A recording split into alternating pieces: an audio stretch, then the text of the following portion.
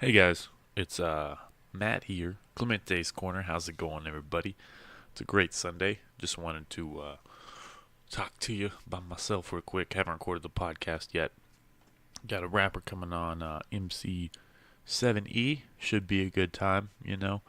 Trying to do this No Drink November thing, and I failed twice. But you know what? I'm restarting today, November 4th to December 4th. I'm not drinking or doing any other bad things. Just sober. Sober me, 100%. So let's get it. Just wanted to update that. And hey, we've got an open mic starting Tuesday at House Bar. Come check us out there. Should be fun. I got to make a poster, put it online. And as always, we got Whiskey River Wednesday, $2 drinks. Come bring your friends, have some laughs, jump on the mic. Why not? Try it out. It's always fun. It's always a good time. Even if you suck, we're still going to laugh. We're still going to have fun. It's just what we do. Putting Amarillo on the map. I think I'm about to book a show at Drunken Oyster next month, which should be cool. I talked to the owner. Super excited about having some comedy there. So we'll get that going. And I'll see you guys soon. Hit me up if you want me to promote any local businesses. Actually, hit up any local businesses if they want to be sponsors. If they'd like to advertise with us. Because I'd be down. I'm down to Jazown. You feel me? But anyway, my guest will probably be here soon, so this will be like an intro. I usually do the intro after, so I can like recap everything. But I don't do intros that often because I feel like they're kind of unnecessary.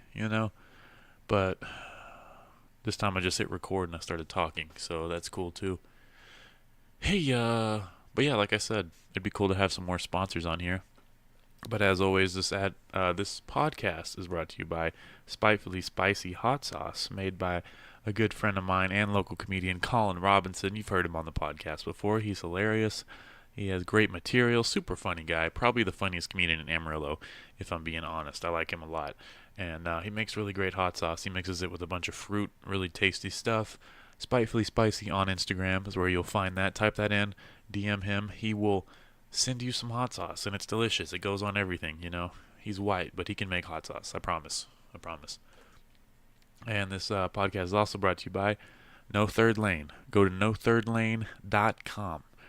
It is a lifestyle brand. Does apparel, clothing, stickers. A friend of mine, Christian Spring, started the business on his own. Entrepreneur out of Lubbock, Texas. Really cool t-shirt designs, hoodies for the winter. Really cool stickers you can put on anything. He's really big into skateboarding, all that cool stuff. He's really cool design work. He just hired a team of designers to help him out, and he's also designing our t-shirts from when we try to go on tour. Don't have any dates set in stone yet, but we're definitely hitting Arkansas, definitely hitting Oklahoma, definitely hitting College Station. I've talking to a promoter right now in College Station. So hopefully, January, February, March, we'll get some things going, get some things on the road, get some merch going. Probably $10, $15 a t-shirt. Don't want to charge too much, don't want to charge too little. I got to find a happy medium. Might do 20, whatever you want to pay. We're trying to raise money for that now. We'll get those t-shirts going off the jump, and then we'll be ready to go. So, hey, thanks for all the support, guys. Thank you for listening. I see the numbers going up every week. DM me, message me if you're interested in being on, if you're interested in helping out in any way. You know where to find me. If you have any questions, if you have any topics you want to hear discussed, feel free to do that.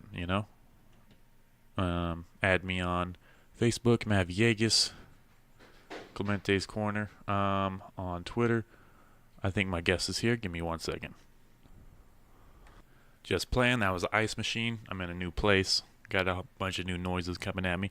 But yeah, like I said, Clemente's Corner on Twitter, real_Clemente on Instagram. Snapchat is DJ Dragon Balls with an S. I made the name in high school, okay? I didn't know it was going to stay forever. I thought you could edit it. Once you make it, it's there forever. And I'm not going to make another Snapchat because that's just too much work. But yeah, follow me. Hit me up. Ask me questions. Let me know if you're interested in being on the podcast. I still have people that asked to be on like several months ago, and I still haven't got to them. And I apologize. Life just moves fast. I forget things. I'm going to try to have Handsome Rob back on with his brother. I know, what's his name? Levi, Holy Jeans. I know he's interested in being back on. Zane Martinez wants to be back on. We'll get him on in December. And that's about it. So, guys, that's the intro. Please enjoy. Go to nothirdlane.com. It's spelled out THIRD. nothirdlane.com. That's my sponsor. Okay. And also, go to Yellow City Comedy on Facebook and like it so you can see our events coming up. And you can see me perform. Or just keep listening to the podcast. Like I said, I appreciate everyone listening. But this is a long intro. I've never done an intro this long. I'm just talking. But, alright. So I'm going to stop recording, and then it'll pick up when I start recording. You know what? I'm not good at editing, okay? So I'm going to pause, and then we're going to redo. And the next conversation you hear is going to be me and the guest. MC7E. Look him up on, I don't know his real name yet. Look him up on Spotify, though. I think his name's Sebastian. I'm so bad with names. But yeah, he is on Spotify. We'll play some of his music. Seems like a really cool dude. Met him at the 806. He was out there rip rapping, you know. So please enjoy the episode, guys. We both sound good. Yeah. All right, keep talking. Yo, what's up? This is your boy. All right, I think we got it. All right, cool. Let me turn us both up a little bit. And do. That's blue, right? Okay, yeah. I was making sure. I was turning up the wrong mic. Okay. Oh shit, you having color coded and everything? Mm-hmm. What Oh, is it started? Yeah, we can start whenever. Oh, okay. I don't know. I'm just asking you. I'm about to ask you. This is not. I forgot what I was gonna ask you. Fucking fool. Anyways, okay, you can start if you want, bro. All right. I forgot. I was gonna ask you something, bro, but I forgot. I was like, all right. You can ask me. You can ask me while it's recording, man. All right, cool. What, yeah. What program do you use? What program to record? Yeah. I use Audacity. Oh, you use Audacity? Yeah. You can get. Did you know you can get a crack code of FL Studio? Well, I mean, you don't make music, so I guess it doesn't matter at the end. But you can get a cracked version of You can download FL Studio for free. I don't know what that is. Uh-oh. For real? What type of studio?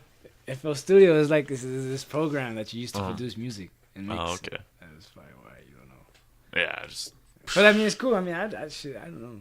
Cool. I mean, that's cool. That's cool advice. I mean, the podcast grind sounds pretty cool to me because I went to Amarillo College just recently and they were talking to me about like how it all works.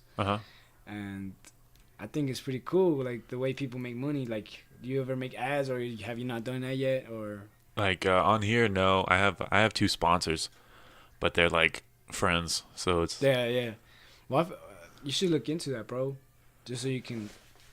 Yeah, how do I look into that lean into the mic a little more? Oh, like that? Yeah. Right, or cool. you can pull it towards you if it's whatever's more comfortable. I don't want to do that, man. Fuck that. All right, it's not gonna break. You're good, but yeah, what they tell you about getting ads and everything? Well, they were all telling me that you just basically go online or some shit like that, and like you ask people, like say. I think I was thinking about doing that on Facebook. Yeah, going on Facebook and asking this, like, I don't know, I don't think who of wants something. to be a sponsor? Yeah, can you be a sponsor? A business is always gonna want people to hear about their shit. Yeah. People want to tune into. A business wants people to hear about them, so it makes them more money. So you're the advertiser. Yeah. You're gonna make money from them. They're gonna make money from you because say somebody listens to your thing, is like, oh, they're interested in whatever is being advertised. They're gonna check that out. So it's kind of it's a yeah, for sure. It's a little system of No, I listen to a lot of podcasts and everything, and they all have advertisers, but it's just like, would they be interested? Yeah. In being on a podcast episode, you know, where I talk about crazy shit, because I don't censor myself. Yeah, you don't censor your yeah. I'm not ashamed to talk about dirty things, you know. Yeah, and that's cool. There's actually there's actually a lot of podcasts like that. But one thing that lady did tell me is that,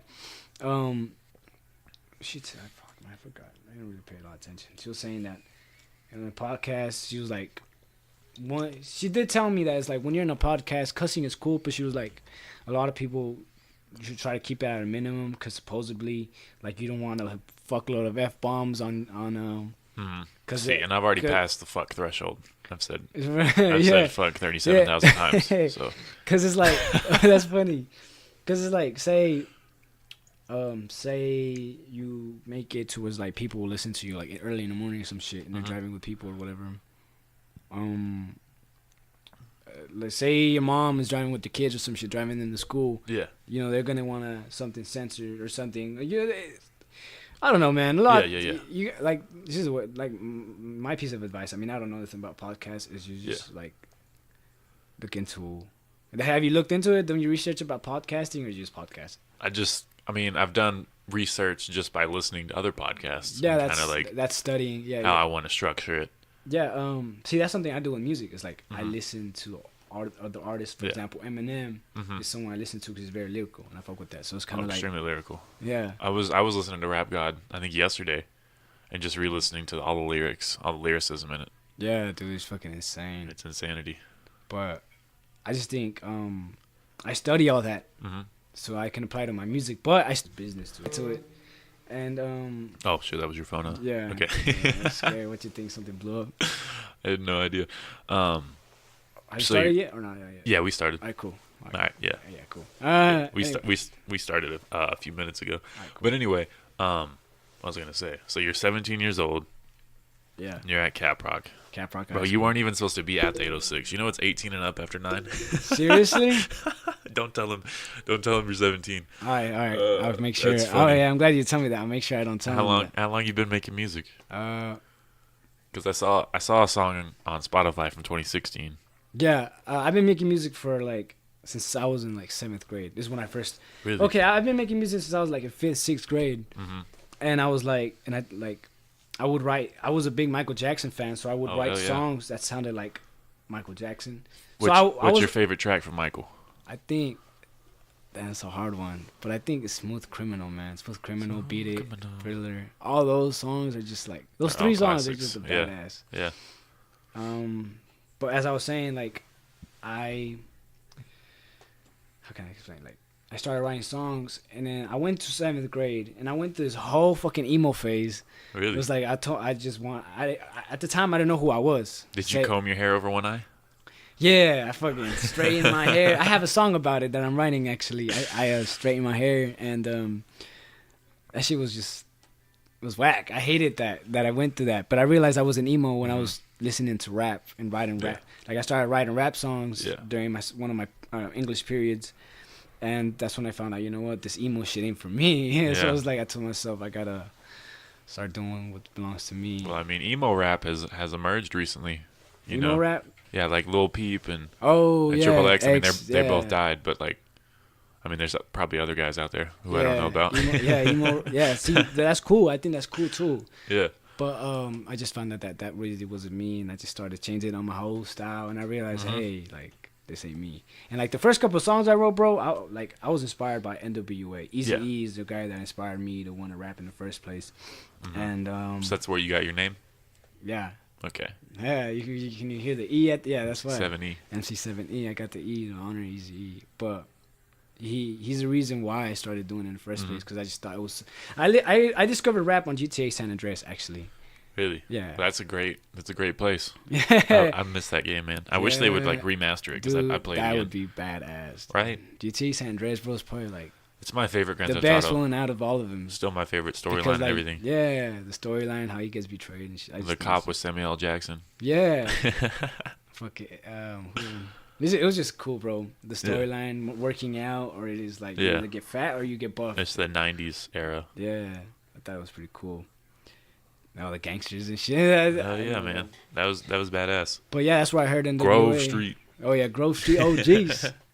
Yeah, they did have that song by Ice Cube. Today was a good day. Yeah, that's why I started discovering all them little songs. Like I heard "Easier Said Than Done" by Eazy-E, and I was like, "Whoa, who's this?" Yeah. So it's like Shazam was already out, so I Shazammed that shit next time we played, and I was like, "Oh, I got hooked." Right, Eazy-E went hard. Yeah. I still haven't seen Straight Outta Compton. You haven't seen Straight Outta Compton, bro? It's like that came out like 2015. There's so many movies I haven't seen.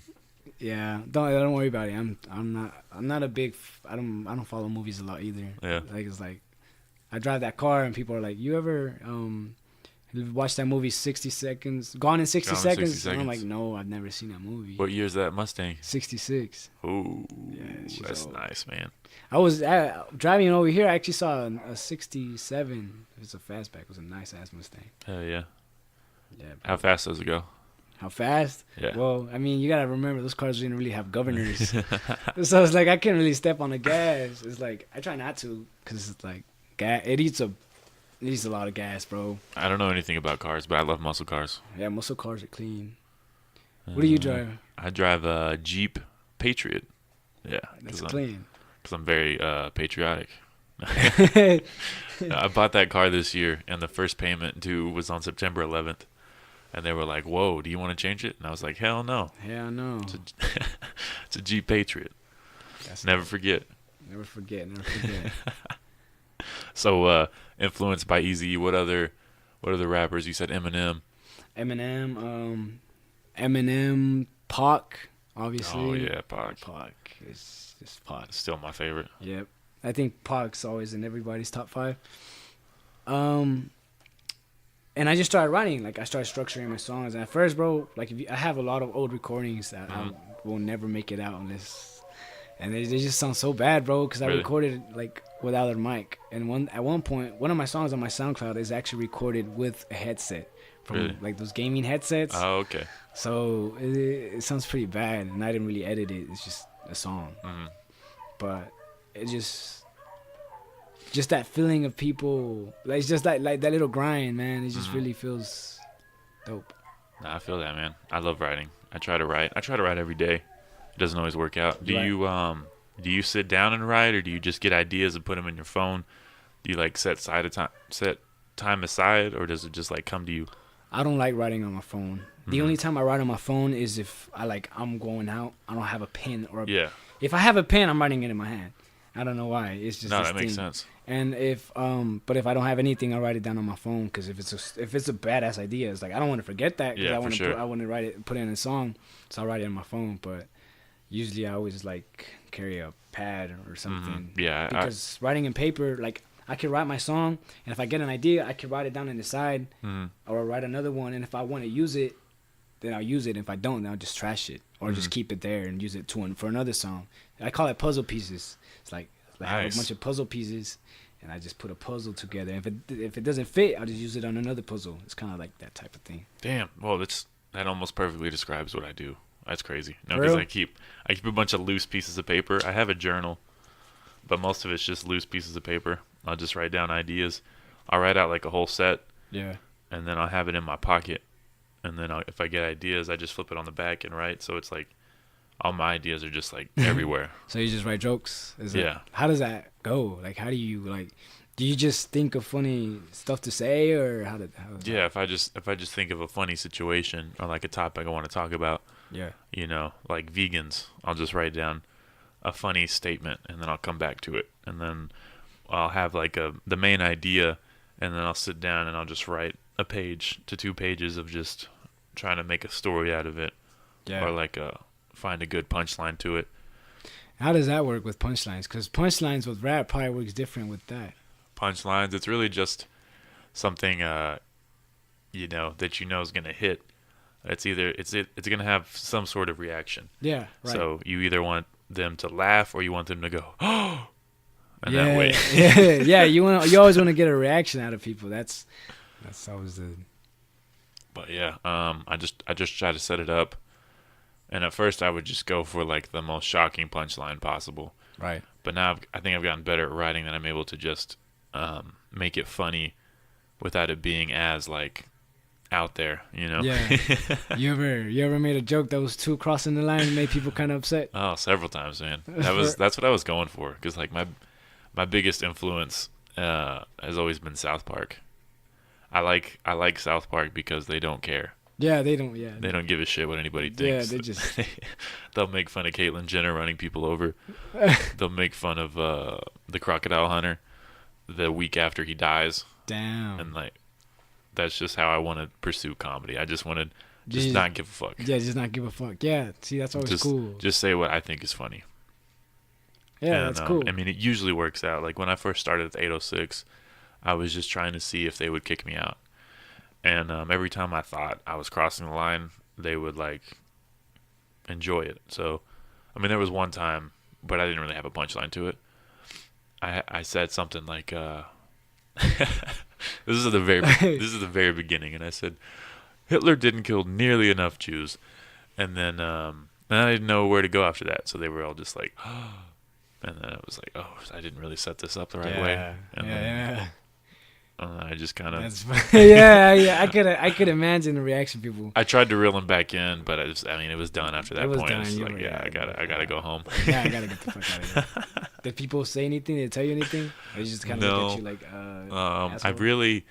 I really haven't gotten like much hate in person. I've had some people attack me over Facebook for making a joke about trans privilege, but it was a joke. Yeah, just But a then they were joke. like, I've seen your stand up and you're terrible. Every time you go up, I leave the room. Yeah. He's like, I've never seen anyone laugh at your jokes. I was like, well, he referenced a joke that I made like probably 9 months ago, and I was like, man, you should probably see me now because I'm way better than I was 9 months ago. So yeah, that's how it always. You're not gonna please everybody, and Yeah.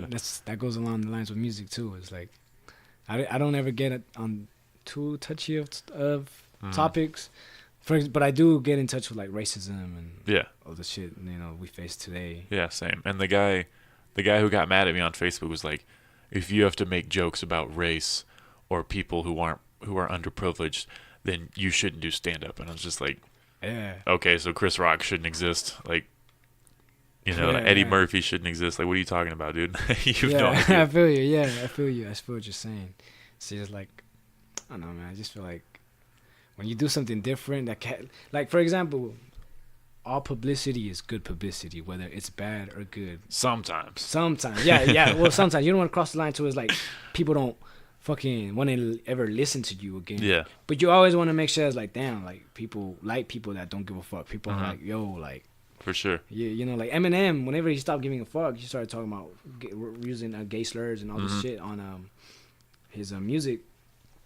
And people just loved it. That's why Yeah. Eminem he became the Slim Shady what we know today. But then I noticed he on his latest album when he's talking about Tyler the Creator, yeah, he bleeped out the word faggot. he And I was bleeped like, that out. what are you doing, man? Yeah. What are you doing? You've been saying faggot your whole career. Yeah. It's funny as I actually recently made a song. It was like towards like the end of the verse. It was like a whole long song, no chorus, no nothing. And at this one point, I actually said the word fag, and it's like, cause you're a fucking faggot, and I blurted it out because I was like, oh shit, like I don't want to, But at the same time, I think about like Eminem, but then I realize it's like I'm still underground. If I make something too touchy, people might not even listen to me at all ever again. So it's kind of gonna. But then again, you can't give them that much power over you, But yeah, that's true. I mean, you always gotta push. I mean, there's a billion people in the world. You can always catch millions people. For sure. Yeah. Like when Tyler the Creator was coming up, his whole thing was shock value, and it's crazy. Did you listen? Are you a fan of his? Not really. Okay. I'm not a big fan. I mean, not really. Yeah, I he know came up- Yonkers, the beat and everything. But yeah, he came up in 17. So Yonkers, like that was a good example. He had a line where he said, "Raped a pregnant bitch and told my friends I had a threesome." Oh yeah, And I know that that's line. like- Yeah, I know that line. Dude, that shit's crazy. And he said faggot like every 30 seconds. But it's just like, People still fuck with him. yeah, people still fuck with him. Like if he came up in 2018, it might be different. 'Cause I Yeah. think people are more sensitive than they were 6 years ago. Yeah, nowadays it's like people. Yeah, you'll be hated, man, if you use a But I mean, gay you slur or just- some shit. If you find your niche, you can make it work. And I think that's the power of the internet, is like with stand up or with music. If you find your group, you can Your make it target work. audience. Yeah, Yeah. you just gotta find your target audience, like the audience Find you're trying where to you target. fit. Yeah, Like the puzzle. yeah, like the puzzle piece. There you go. It all goes back to the same thing. Hell yeah. Yeah, dude, that's crazy. What inspired you to want a podcast? To want a podcast, my friend Skylar Potter is a local comedian. Right. He has all the same equipment, so I was on his podcast a couple times. And when I first got on, I didn't really know how they worked really, so I was kind of quiet. I was like, "Can I talk?" And I was still like coming out of my shell a little bit. Yeah. But yeah, he inspired me. He told me where to get all the equipment, how much to pay, and everything. And then Joe Rogan's podcast. Do you listen to any podcasts? I don't really listen to Yeah. podcasts. I mean, I listen to Big Boy. That's the guy that From Outkast? No, wait, what? Big Boy and Andre? Yeah, I Yeah. think so. Big Boy I has a don't- podcast? I don't know if we're talking about the same people. Like, What Big Boy are you I'm talking talking about about? this guy on. He's in L.A. He interviews a bunch of big artists. I don't know. Oh, his name is Big Boy? Yeah, that's what he calls himself. Really? Yeah, Big Boy. He didn't used to be on Outkast. I don't think so. Really? I hope not. Now I'm curious. Is it Bigboi? Yeah. Yeah, that has to be Big Boy. Yeah, That's gotta be the same dude. Go on Instagram. Go on Instagram. Maybe you'll find it. All right, what's his name on Instagram? That's Big Boy. Big Boy. We're talking about the same dude, I think. That's funny. He's interviewing people now. Yeah, should be if we're talking about the same guy. He never references Outkast or anything. Not really. I don't know. He's just not really. He just kind of asks art. Well, he's still making. I mean, he's made some music within the past year or two. Is he bald Yeah, right now? yeah. He's with. Yeah, man. He's from Outkast. His Instagram is Bigboi. Yeah. Yeah. That's Outkast. He's a legend. Damn, I just didn't even know that. Get it together, bro. Andre is probably my favorite rapper. One of my favorite rappers of all time. Definitely top 5. Top 5? Big Boy's amazing. What's your top 5? See, that's tough because my top 5 changes all the time. Damn. Pac, and then Andre. Oh, Notorious. Nas. Oh, fuck yeah. Who would be 5? 5. That's tough. Who would be number 5 for me? I guess Eminem, man. Eminem. Yeah. Yep. That's badass. What about yours? Me, I gotta put Eazy-E at top because he's the reason I'm doing it. Hell yeah. But it's Eazy-E, and then it's Eminem. It's Pac, Biggie, and Nas. Yeah. But if we're talking new school, Oh yeah, let's do new school version. new school is like Eminem. 'Cause Eminem is still relevant. So You like Joyner Lucas? Joyner, he's pretty badass, bro. That's probably my favorite up and coming. Fucking insane. There's this white dude named Token. He's really good. I don't know if you've heard of him. Token, no, I don't. He's probably like 19. He just graduated high school. Nah, I don't think I know But who it is. I'll show you him after the podcast. I don't know if I can play him on here. Right. But yeah, man, it's Eminem. J. Cole. J. Cole for sure. I fuck with J. Cole, bro, heavily. Kendrick Lamar. Kendrick, of course. I really liked X.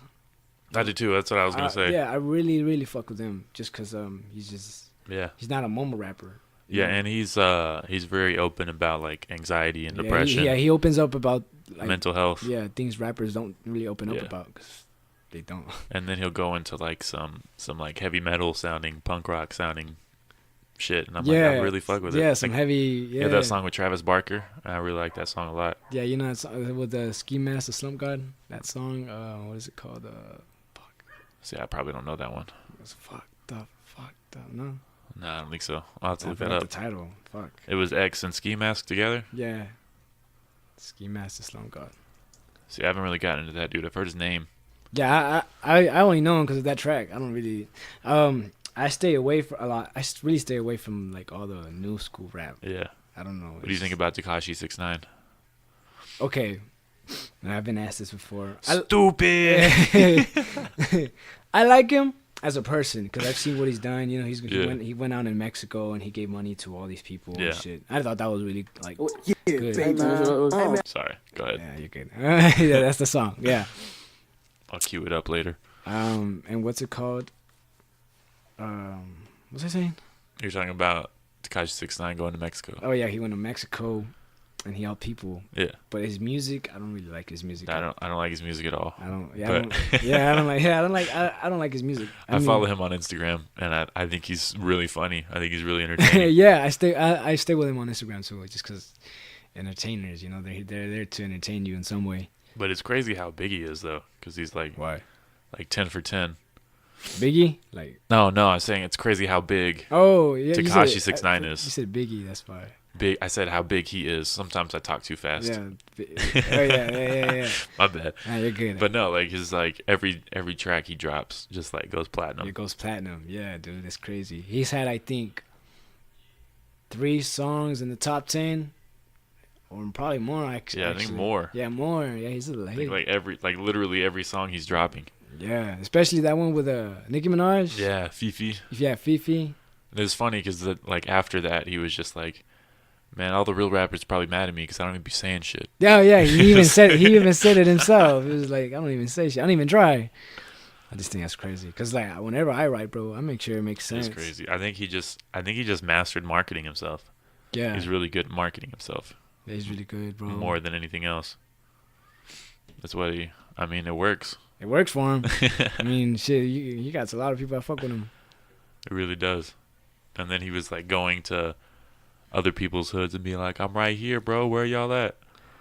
And that was crazy. Damn. I think it was Chief Keef. Yeah, Chief Chief Keef. Keef. Like, Yeah, they were was beefing. talking shit to him. Yeah, they were all beefing. And he was and like, shit. "I'm in your hood. Where's everybody at?" But then someone was telling me like he had a bunch of security around him and he had the road blocked off, so that makes sense. Yeah, that makes a lot of sense. That's funny, bro. I don't know what I would do if I get involved in that type of beef. I think I don't know, man. I'm kind of crazy sometimes. I'd probably just like fight him. I don't know. Beef. But then again, it kind of looks bad on you as an artist because like you're supposed to like not come down to Yeah. someone's level or some shit. You know what I mean? Yeah, probably just stay out of beef. Yeah. Because, I mean, sometimes it's good. Like when Drake gets in beef, it Well, just works out better for everybody, really. I do have 2 diss tracks that I haven't put out. One, it's against this guy that dissed me recently. Really? But I haven't put it out just because, I mean, I feel like, you know, a lion doesn't turn around with small dogs bark. That's a good way So to put it. it's kind of like, you know, Yeah. don't mind it. But if he says something, I'm going to drop that shit. It's pretty good. Oh, yeah. That's cool. Yeah, that's a good way to look at it. Because that's what people were saying. Because it took Eminem like a couple weeks to come back at MGK. Yeah, it took him 2 weeks. 2 weeks and 3 days, I think. Because he didn't really deserve a response. But then MGK put out a whole video. Yeah, he started doing this Yeah. whole thing. And it's He's like, now I got to respond. yep. I would do the same thing. He destroyed him. And he didn't even really try. It was Yeah, crazy. he didn't even try. Like He could- MGK, you could really see how he was like really trying Yeah, on the song. he put everything he had into that. And then Eminem, you just Eminem. It was basically a warning. Like, it was basically the same thing he did to Mariah Carey. Yeah, I had a feeling that it was just a warning. And if like MGK would have come back, like I feel like Eminem would have came back like Yeah. harder. It and would have shit. been dangerous. Yeah. Yeah, don't fuck with the white boy. Did you see that video where he had the whole crowd flip off the camera? And he was then- wearing the shirt. Yeah, and then they reveled that was what's his name? They didn't. Yeah. Fall Out Boy's crowd. He Yeah, was opening yeah, for Fall yeah. Out Boy. And they found out that the fans didn't know what they were posing for. They just Because posed. then they and- ended up booing him after yeah, that. they booed him. That's hilarious. That's fucking funny. And then his album that dropped, Binge, didn't even make a lot of sales, bro. Really? Shit flopped instantly. Really? I thought it might actually do well for the first time because me of all too, that because beef. of all that beef, got a lot of attention on his name. Yeah, well, he tried. He tried, and a lot of people were like saying, "Oh, he killed Eminem and this and that." Yeah. And he had some pretty good lines in there, like whenever he says, "The real Slim Shady can't stand up because he's old." Yeah. I thought that was funny, but then again, it's like Eminem was like, "I'm 45, but I'm still outselling you." I was like, Yeah. "Oh shit," you know, like damn, like It was like when I was your age, I could afford to burn $2 million in front of you or something like that. yeah, It's yeah, like, God damn. yeah, damn, fuck.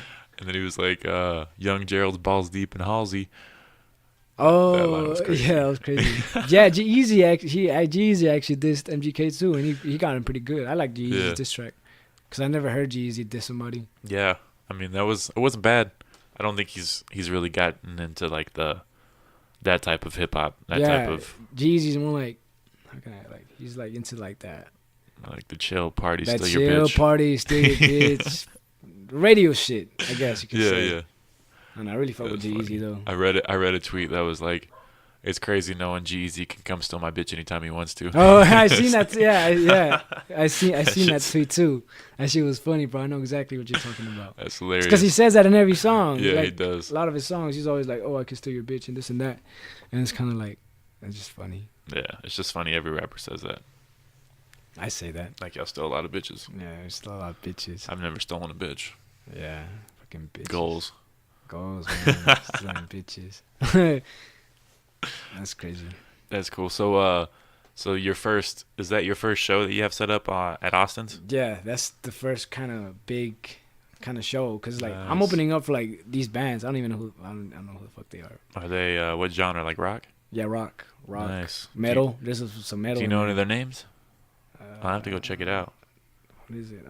Edit Canvas is one of them, and Forgot, man. I don't know. I have a poster on Google if you look me up on Google, but I mean that's Yeah, yeah. I can look it up. Just Actually, I'll see if that Spotify thing mentions any of the other members. Nah, I don't think it does. Just look up MC70 on Google, like actual Google, and like you'll see like my recent posts, and it'll say all the artists' names. Friday, November 9th. Bone Thugs will be here in December. Here? Azteca Music Hall. Is that in Lubbock or is that Amarillo? No, that's here. That's badass. They're gonna be here. Yeah, I went online to get a ticket for the Lubbock show, and it was like $80 a ticket, and I was like, I don't want to see Bone Thugs that bad. Yeah. I mean, I really fuck with them because like they knew Eazy-E. Like Eazy-E brought them up and shit. Mm-hmm. But it's like I've never really been a huge. I haven't listened to enough songs to call myself a fan. Like I just know the song. I really only know songs that either Eazy-E is mentioned on or featured on. Really? Yeah. Well, I know like a handful of songs, but it's all from back when I was like real young, you know. Yeah. Like shit, my mom used to jam too, but. That's funny. Thuggish, Ruggish, Bomb. Oh yeah, that's a good ass song, bro. That's good. And Notorious Thugs, obviously. That song, whenever I first heard that song, bro, it's like my ears had like a fucking orgasm. That song's still incredible, man. Like Armed and Dangerous, can't no many can bang with us. Straight up weed, no angel dust. Label us notorious. Like I just think that shit's badass. Yeah, I think Notorious B.I.G. is probably one of the best lyricists ever. Yeah, I think B.I.G. is like. He's a good lyricist, and he flows really good too. Like all his songs, like they're give all. Give me the loop. Give me the loop. Yeah, give me the loop. Give me the loop. I like it when they call me Big Pop. Have you heard Suicidal Thoughts? Dude, yeah, actually, yeah. I like that song a lot. Yeah, I like that song a lot too, bro. It's just crazy because he's like, and at the end he shoots himself. Supposedly, that's wild. Clean. The way it's put together is just badass, though. Crazy. I actually have a song that kind of mimics that in a way, but it's not like I'm writing a song that's like has a double meaning to it. It's like to the naked ear or whatever, it's gonna sound like it's just a hype song or some shit, but there's a deep meaning behind it. Yeah. It's like in our reality, it's like I killed this guy and I stole this bitch. It's kind of like some shit Eminem would write. Yeah, this is that funny type of rap, and I just started writing it, and it's just like it sounds pretty clean because it's just like there's a double meaning to it, and I don't know. But that's crazy. You're doing this at 17. I know. mean, I guess it's not that crazy because there's other rappers like Joey Badass and everything that started at 17, but still, it's like being 17 and having that mindset and that drive. Yeah, dude. It's really a drive, and I have a very competitive spirit. So it's like there's rappers around me, and shit, bro. I don't like staying behind. It's like I gotta be on top. Yeah, I gotta be. I want to be the best of the best. However cocky that sounds, like I already feel like I'm good. I'm pretty good compared to a lot of artists that I listen to. Like this is, I'm not gonna say any names, but this guy puts out songs and they don't flow right. You know, like they don't really sound that good. And I had this other guy. He's a rapper that me and him we're pretty close. We used to be close. He dissed me on a track, but you know, we used to be homies. I mean, statistically speaking, there has to be some trash. You know what I mean? Like yeah, there always has to be trash. If there's 50 rappers in a room, one of them is gonna suck. Yeah, I mean, a handful of them are gonna suck. right. Yeah, it's like if not the majority. Yeah, dude. I feel like.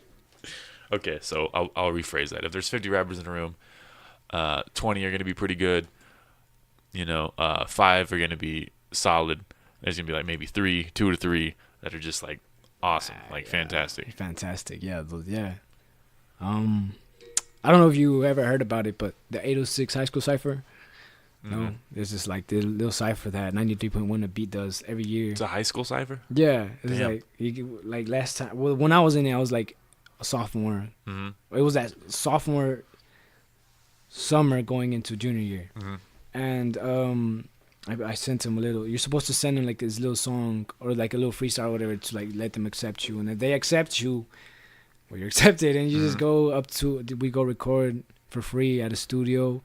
And then we go up to the top. We went to the top of a parking lot, and we recorded there. It's actually pretty clean, like the video quality and everything. Nice. Is it on YouTube and everything? No, but it's on 93.1 The Beats page on Facebook. And that was 2 years ago? 2 years ago. And I was gonna do it last year. I actually sent them another song. It was pretty good, but I guess I didn't get accepted probably because I did it last year, the year before. Mm-hmm. And well, at the end, like they didn't really do it. I guess not that many rappers really try to be in it, so they didn't do it last year. Oh damn! That kind of sucked. I'll pretend I'm in high school. So. Yeah, so you can be in the cipher. Hell yeah. Nah, I look older than my age. People think I'm like 30. You look 27. See, yeah, I'm 24. Yeah. Close enough. Close enough. I was actually gonna shave, for No Shave November. Before I was gonna shave. Before. I was gonna shave on the 31st, but then I was like having so much fun on Halloween that I didn't. I was like, well, I'll just grow it out, see what happens. So hopefully I have a beard by the end of the month. We'll see. Hopefully. Shit, me, bro. It's like I've always kind of had a mustache and a beard. I started growing it. That's like, cool. I don't know, man. It's kind of weird, but like my whole sophomore year, I shaved it. I would never let it grow out too much. I don't know why. Yeah. It was like junior year, I came back with a grown ass beard, kind of how it is right now. Yeah. And all my friends were like, "Bro, it's like you left for the summer and you came back with a full grown ass beard." And I was like, "I know." They were all clowning on me and shit. They were like, "Damn, bro, like what the fuck happened to you?" It's like I don't know, man. Genes, I guess. But a lot of people think I'm 24. They think a lot of people say I'm 24. That's always a number I get. I thought you were at least 21. For real? Yeah. That's crazy. That's funny. like yesterday. Bro, you shocked me when you said you were 17. Bro, yesterday I went to Acapulco. Mm-hmm. Like they didn't card you, huh? They didn't card me.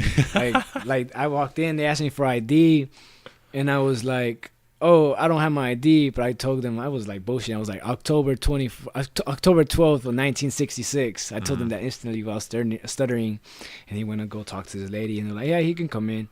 Yeah, I just walked in. I didn't even pay. Nice. Like, you walk in. Okay, cool. They didn't give you any drinks though. Well, I didn't buy any, but okay. like one time I went to XR on next door, and they put the X's on me and shit. So they still let you in XR at 17? Yeah. Oh, okay. You Man, pay $10. Fuck that. And they put That's the X's on me, and I erased them. And it's like I went to the bar and shit, and I asked them for I asked them for like a drink, and they were like, "Yeah, okay, cool." They didn't even ask me for anything. They were like, "Here you go." And some guy next to me, he had this shot of Fireball. He was like, "Here, you can have this." I was like, "All right, bet." Damn, that's crazy. They let 17-year-olds in the club. Yep. Like, so some guy's gonna take a 17-year-old home and become a sex offender, man. That's crazy. Damn, bro. Probably. Dude, it's crazy what they be doing. Like, I don't know, man. But I mean, it's cool. I mean, I guess in Amarillo, as teenagers, you know, people just want to go have fun, and I feel like those places are pretty cool. And if generally, yeah, I've never been a dancer type, so I'll go to the club with my friends and I'll just chill. You just stand there and be like, just chill and relax. You know, watch women shake it and stuff. And I'll talk to a couple of them, but it's loud as shit. So like, I prefer bars, but I mean, clubs are cool sometimes. Clubs are cool. I like leaving the club when the police aren't there, you know, and there's like 50 people fighting in the street. That's always fun. That's always fun. As long as my homies aren't involved, it's all good. Yeah, if my homies aren't involved, man, I gotta jump in and shit. But no, I've seen like a wild, like all out brawl. Like after bodegas closed, it was like 2:05. There was like probably 60 people just fighting in the street. One guy was getting his face stomped on. Oh, it was just like, damn. That's just badass, bro. Yeah. I think like fights like that, it's just like they're crazy, but they're always entertaining to watch. Chaotic. Yep. It was entertaining. So you're a senior right now? Senior. Nice. Ready to graduate, man. Just like when I graduate, it's like I plan on going to like learning how to weld and using that money that I make from welding as a bridge, using it as a bridge to like take me. With all that money I'll be making, I can like have more studio time. Yeah. Build me a studio if I want to. Build me a little marketing team or something. Nice. And I'll just, use the money I make from that to help me with the rap career. Because I don't plan on welding my whole life. Yeah. I plan on just maybe opening a welding company. Welding makes a lot of money, But man. knowing that, a clothing company, I want to make money, bro. Like, I want to fucking be Mayweather rich. I know some welders. I like their hats. Under hats. Yeah, they got those little flaps over their ears. Yeah. Now welding seems really cool. I mean, I wanna don't know try how to that. weld right now, though. I mean, It can't be that my hard. uncle tried teaching me. He's like, you gotta flick it. And it's like, if you don't flick it right, it'll stick to the metal or whatever you're welding. And it's frustrating. I got a friend in Houston that just finished their welding training, just got a full-time position. That's badass. Yeah, I don't know how much they make, but looks cool. They're always on Yeah. Snapchat welding things together. Yeah, I think it's clean. I know I like it because I like the feeling of. Yeah. That seems like an art almost. Yeah, because you're just fucking putting shit together and making it look good Yeah. and making money out of it too. Like, shit. Yeah, that's the No. thing, man. They push like you got to. So you went to did you go tour AC when they were talking about podcasts? Yeah. I went to a little tour and they were like talking about all these careers. Do they have like a welding program or is that just separate? Yeah, they have a welding program, but they Oh, didn't nice. talk to us about that though. Oh yeah. It was just like this media thing, Mhm. and they actually taught us about social media. These people about social media, and they taught us how that works, how the algorithm works. Mhm. And I asked them how to, like, I stayed whenever everybody left, I stayed with like those two girls, and I was asking them questions like, so how does this work and this and that, because I need social media to like Yeah. put me at a higher, get more of a fan base so people can listen to me, and The- it's like The game on Instagram is hashtags. hashtags. Hashtags. Yeah, I know. I try to put like 50 hashtags on everything. See, I like that. I like that too, but it's like I feel like I don't know, man. I don't want to look like I'm trying too hard to get likes. And then just, but then again, it's like that's what you want. And then just update constantly. If it's on your story or just on your page, just keep people in the loop. Just keep going. Usually, Post what I good do, content. what I did is I turned my Instagram profile to a business profile. So it's like it tells me when my followers are most active. So like say today I want to check when my followers are active. It'll tell me 3 p.m. So I'll try to engage people on Instagram before 3 p.m. I'll like pictures and I'll comment and shit. And so whenever it hits 3 p.m. or something, I'll upload the picture and I usually get more likes. And Yeah. it'll tell me today you reached. How do you do that? How do you turn it into a business page? You just go on your. Is that just in settings somewhere? Yeah, it's just a Really? setting. Yeah, you should probably do that. Oh, snap. And then you just you should do that because it's like, Yeah, I didn't for know example, that on was a my thing. Instagram profile it says my Instagram and then it says my name. You know how you can pick a little name for yourself or whatever. Mhm. And then under it says artist. So it has me like it says artist, and you can write comedian or subcategory. You can write your I've wherever been you're, using Instagram all wrong. you're located. Yeah, you probably have. Yeah, a lot of people know a lot about how the algorithm works, and they gave me a website where you can check how it works, but I still don't understand how that works. That's just complicated, bro. Hmm. All I know, It's worth looking into. yeah, it really is, bro. Especially Instagram. I mean, Instagram's probably my favorite social media platform. I use Facebook, Instagram's becoming my favorite. Yeah. Facebook is the best for like videos and shit. having That- discussions with people. Yeah. Like, I guess networking with people. That's probably the best because it's the easiest place to have a conversation. But like Instagram's definitely taken over everything else. One thing the girls told me is like that Facebook is usually where you want to go for videos. If you want to like upload your videos, use like Facebook is the way to go because Instagram's like images. I mean, they've implemented videos too, but Facebook just gets a lot more traffic when it comes to videos because you're scrolling through your newsfeed, right? And it's like you see an interesting video Hmm. and you just want to watch it. One thing I knew this, but I asked them to confirm if it was true. And when you use links from another website on Facebook, Facebook actually makes that post less visible because Facebook doesn't want you leaving their app. Facebook wants you to stay on Facebook, just like for example, you would want people to stay on a podcast. Yeah, You don't want to mention 93.1 The Beat because then they're just tuning into 93.1 The Beat, right? Yeah. So you want people to stick to your podcast. So Facebook just kind of makes that post. So don't post a link, just post the video. So yeah, post a video. What they told me is that you should post a video And the link in the comments. and the link in the video, within the video. Like say I'll upload a video and at the end I'll have the link or something. Oh, They I gotta told me figure out that. how to do that. Yeah.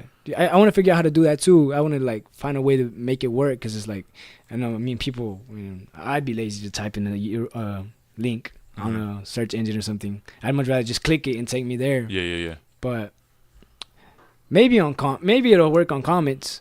Actually, yeah, probably might work. Actually, I don't know. I guess I'll try it. I've done that before, but putting it in the video is probably more people are gonna click on it. If Yeah, it's a more people video. are gonna watch it, especially if you're like your thumbnail for the video looks interesting. People are gonna want to click it. It's Yeah, like, that's true. It's like, Michael Kors or some shit comes out with a new purse. All the girls are like, "Oh man, that's a nice purse," you know. Can you make your Facebook page a business the same way you do Instagram? No, but you can make a business page. It's like a how can I explain? It's like this. It's a business page. You know, Yeah. you just make it like I have a page from my, like MC7E. It's just I just post things. I And really don't use it a lot though, but the same thing. It tells you how many people you reach, Mm-hmm. and you could also promote your stuff. Like say, I paid $5. $20. Yeah, and it gets you like I think five is like 5,000 something. I guess it goes by the numbers. So say you pay 20 is like you reach 20 or 200, something like that, man. It is cool that like the settings on there you can promote like people that like your page. You can promote 18 to 40-year-olds that enjoy going out at night. It's Yeah, like you you can get real specific yeah. with the demographics. You see, when I post on this is another thing I think you, like I do. See, when I post on Instagram, I try not to post while I'm at school because I feel like people are either at work or at school and they wouldn't really have time to look at your post. Yeah. So I usually post like around 3-ish, 4-ish, because that's whenever people's days they either get off work or they start slowing down a little more, and that's when I start posting more because it's like you get more of an engagement. People are gonna see it, and if like I'm at school, sometimes I'll just be scrolling down like that, just to not pay attention in school, I guess. Well, I hope No, I feel my that mom's not happens. watching this. Like I do that. I But- do that too. Yeah, that's the way I do it because it's like you won't get a lot of engagement if you post it when people are busy or asleep. Yeah, that's a good point. Do you know who Bert Kreischer is? He went viral on Facebook. He got really big because he uploaded his story about how he joined the Russian mafia Right. on Facebook, and he uploaded it when there was like a huge snowstorm, Right. like through the whole Midwestern part of the country. So like everyone was inside sharing it, and it had like 100 million shares within like a week. Right. And that's just how he blew up through Facebook. I mean, he'd been a comedian for like 20 years, but that's how he like really got his name out there, was just putting a 10-minute bit on Facebook. Right. What do And you it's do just to put your getting name up shared there? Just perform. I perform. I upload videos to Instagram or Facebook. I don't upload too much,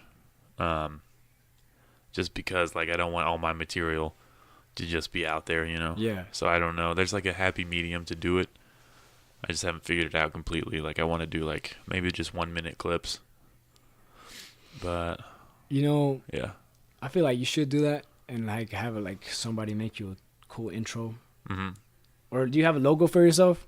No, we have a Yellow City Comedy logo. That's kind of what we've Right. been performing under.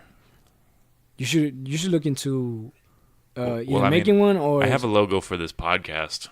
So, I mean, yeah, I could you easily make one. you could easily make one. Like my logo, like I'm planning on putting it on my hat. It's just a 7 with an E like inside of it in a way. Mhm. And it's on a lot of my album covers actually, and it's just so simple, but people really like it. Like whenever I posted it on Snap, like I have a hat of what I plan on printing out, and people were like, "Bro, I want one," and this and that, and then I just feel like people like simplicity, I guess. Yeah. Cool simplicity, I guess people really like. We're trying to make T-shirts right now. T-shirts So we are can go on tour next year. that'd be badass. Shit, man, I want to go on tour. It would be fun. I mean, we're not gonna make it. We're probably gonna spend more money than we make, but it would be fun. But it's always worth it. Because Yeah, I mean, definitely. anything isn't. You gotta invest to progress in anything that you do. If you're True story. trying to start a business, ice cream business, say you're just starting, you gotta invest in ice cream, fucking spoons, fucking all this stuff that people don't know. Like I feel entrepreneurs are looked down on a lot because people feel like entrepreneurs are lazy or they don't really do nothing. But in our reality, there's a lot of aspects to building a business. Definitely. There's like me, like music or making clothes. I gotta not only like have a logo made, which I have pretty nice logos that I want to put on shirts. It costs to get the shirts. It costs to get tags because I like I like things looking professional. So it's Yeah, like definitely. whenever I get my shirts, I want to have tags. So it's like they'll have my tags and they'll have my Instagram link and shit like that. You know, like a tag. Like Definitely. one time I actually went to like Zoomies, since it's kind of like a modern kind of store, I guess, you know. So I just started. I just walked in there and I was just looking at tags, just to get tag designs, just to get ideas of how I could design my tags. Like, oh, I like that. Like, you know how Vans has a skateboard as their tag. I plan on doing something similar, like with stickers. Like I plan on having my logo as a sticker. But all that is just an investment. But if people, it all goes back to advertising. You just advertise, and people will eventually be like, "Hey, I like that," and we'll buy it. Yeah, that's smart. And Instagram's a place to do that. Instagram's the place to go because I feel like Instagram's probably dominating. I heard Snapchat might actually shut down. Really? It's because it's not getting as much people, not as many people use it anymore. So it's kind of like it sucks. I mean, I don't really use Snapchat. I like the fact that you could post your link and people can swipe up. Yeah, that is cool. Yeah, because you can't do that on Instagram unless you have like 10,000 followers or some shit. I feel like Snapchat's more personal than Instagram. Yeah, I think Snapchat is cool because say it's like you follow an artist. Yeah. Like if he's on Snapchat, you get him, you get more in touch with the artist kind of. I feel like Snapchat, like he'll be posting what he's doing, like say he's cooking or some shit, something he wouldn't post on Instagram. You just like, oh, that's cool. But there's a lot of people who are using Instagram stories now. Yeah. Oh, Instagram stories. Everybody. Yeah. I think once Snapchat, everybody hopped on this stories now. I mean, Facebook. Yeah, I didn't think they'd take off like that. Yeah. I think I use Twitter, but man, I have no engagement on Twitter. I don't know why. It's hard to get engagement on Twitter. Yeah, man. I don't get likes. I just post. Yeah, I just made a new profile because I got suspended. But like still, like it's like I put a tweet. I was like, oh, this will get a couple likes. Right. Like, no, nobody. Yeah. Nobody that likes sucks, me. man. Yeah, me too. Fuck. How many followers you got on Twitter? I don't even know. 23. Oh, Bro, it sucks. It's like I don't know. I mean, I really don't care because I mean it's Twitter, I guess. I had almost 900 when I got suspended, and I took like a 2-month break. And I started a new one. I got like 100 like the first day. Now I'm just chilling at like 125. But it's crazy. You know what's weird about what's it called about like my followers? A lot of my followers. I'm actually on my Instagram. A lot of people are gonna like say some shit right now, but sometimes when I post about my music, people I don't get as much as engagement as I do whenever I post a picture. And I ask myself why. Like, is it because like people, the visual aspect of it, maybe? Yeah, maybe, or maybe it's because people like hate, or maybe they envy. You know, I feel like there's a lot of things that might connect to that. Because it's like I'll be posting something else and they'll like it, and I post something about my music. It's like I get engagement. Yeah, I definitely do, but it's like I don't get as much as I do when I post like say at the park with a badass picture. But then again, I do post a lot of cool pictures. When I post about my music, it's usually just the album cover. I feel like I feel like I want to start making little trailers for every single I drop. So say like I have a single called "The Good Night." Yeah, it's about like smoking. I listened to that one earlier. That's a good one. Yeah, it's about smoking. So I kind of want to have like this visual of like smoke and people smoking or some shit.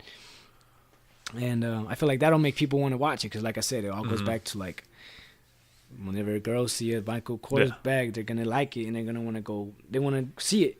When you see a car, it's like you look at it because it's a nice car, not because it's just a car. You know what I mean? Yeah, I see that. Like I'll get a lot of likes if I post something like funny on Facebook, but then I'll share like an event coming up. Or I'll share like my podcast and I get like 2 likes. That's exactly, dude. So I gotta figure out how to engage that in a better way. I hate that too. I feel like maybe because my Instagram, I probably feel like it's not my target audience. Maybe it's not the right audience and shit. I don't know, but I need to find my target audience. I still haven't done that. I feel like I just want to be an artist that touches everybody. Yeah, that's true. I don't know. I just don't touch everybody though. Yeah, I won't. Fucking get locked up and shit. You know. Fucking nah. No, I feel that because you have to have. I mean, you want to have a target audience, but you also want to be able to reach out to that target audience. Yeah. But I don't know. That's tough. It is tough. I feel like the people I want to engage, is people that like partying Mm-hmm. and people that have gone through shit. Yeah. People that have like, we've all gone through shit. Mm-hmm. You know, I listened to a breakup song because I went through a breakup. You know what I mean? Yeah. So it's like you obviously always want to have that people. Mm-hmm. You want people to like. How can I say this? Like, I guess candy. You want various candies. I think guess. you should. Best thing to do is just to be honest and vulnerable. You know. Yeah, yeah. I feel not be stuck up because you know a Yeah. lot of Hollywood people are all stuck up and they just Mm-hmm. they hold themselves at this pedestal like they've never been through shit. It's like I Mhm. feel like rappers. That's why I like rap because rap you can say anything. You can say whatever you want Exactly. with cuss words or without. Yeah. And I feel like it's just the best way to express. That's how I express myself. Mhm. Like I have this song called "In the Making," and it just talks about how in the making of me, like how it's Mhm. been. And I'm writing the third verse right now, and it's just pretty badass. Like it's just fucking. Mm-hmm. Like I like one of my favorite rappers. I forgot to mention him earlier. Big Crit. I don't know if you're familiar with him, No, but he's like is he underground? Is he? He's basically underground. Yeah. I don't know how you would describe him, but he'll rap about just being broke. You know how he Right. used to live off just like 2 hot dogs and a Coke a day, Shit, that sucks. and then like how his grandmother passed away, and how like the impact she had on his life, how he was raised by his grandparents, and it's just like relatable things. You know, he just talks about struggling, Right. and he makes it sound amazing. Like he's really good, and that's just like I respect that. I feel like or Kid Cudi, you know, he'll talk Kid about Cudi. he'll talk about depression and suicide and things like that, and just struggling to get through life. Yeah, things And that that's people like- don't really open up about. Yeah. So the things when they're open and when they're honest, you can feel it. Yeah. You can like, That's actually very and true. you can vibe to it more so than like you know, Tekashi. Tekashi, yeah, Tekashi is like, I don't even not- know what he's talking about. oh, fuck, bro. I don't either. It's like that song Fifi. Like have you heard the verse? Like Got that wet, got that super drip, soaked drip, up. This some shit like that, man. It's like what? And that's a hit. Yeah. It's a hit. Yeah. And in all reality, all the mumble rap gives me hope because it's like if they made it, Oh yeah, and, definitely. like, it's not. You know, I can. I feel like Definitely. anybody can make it in anything, Mhm. just as long as you put in the work for it. Yeah, I mean, if you go on Netflix, you watch some of these stand-up specials, you're like, oh, I can. I mean, Yeah. I'm not saying I'm great, but in 10 years, Yeah, in and- 5 years, I can do better than what they just did. Yeah, exactly. Shit, bro. I'd keep that mentality if I was you. Oh yeah, That definitely. You always you want to keep a mentality towards like, I want to be better than Kevin Hart, Yeah. even though like that might be hard because Kevin Hart is funny. hmm You just gotta have that mentality. It's like you Yeah. always want to make sure that you want to grow. Definitely. You always want to grow. Always. hmm But then there's comedians out there that are just as good as Kevin Hart, but they Right. didn't market themselves the way that Kevin Hart did. They didn't go about it the right way. They weren't business minded. Yeah. So they got, you know, they don't sell out arenas. They make like 50,000 a year, you know, 50,000.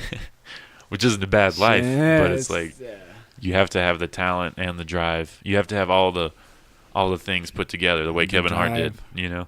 Yep. And he's in every movie, so it's like I'm tired. Oh yeah, I'm tired of dude. seeing him in movies, Yeah, fuck, but man. like I he's respect always it. with Ice Cube too. I respect the hustle. Yeah, dude. Fuck.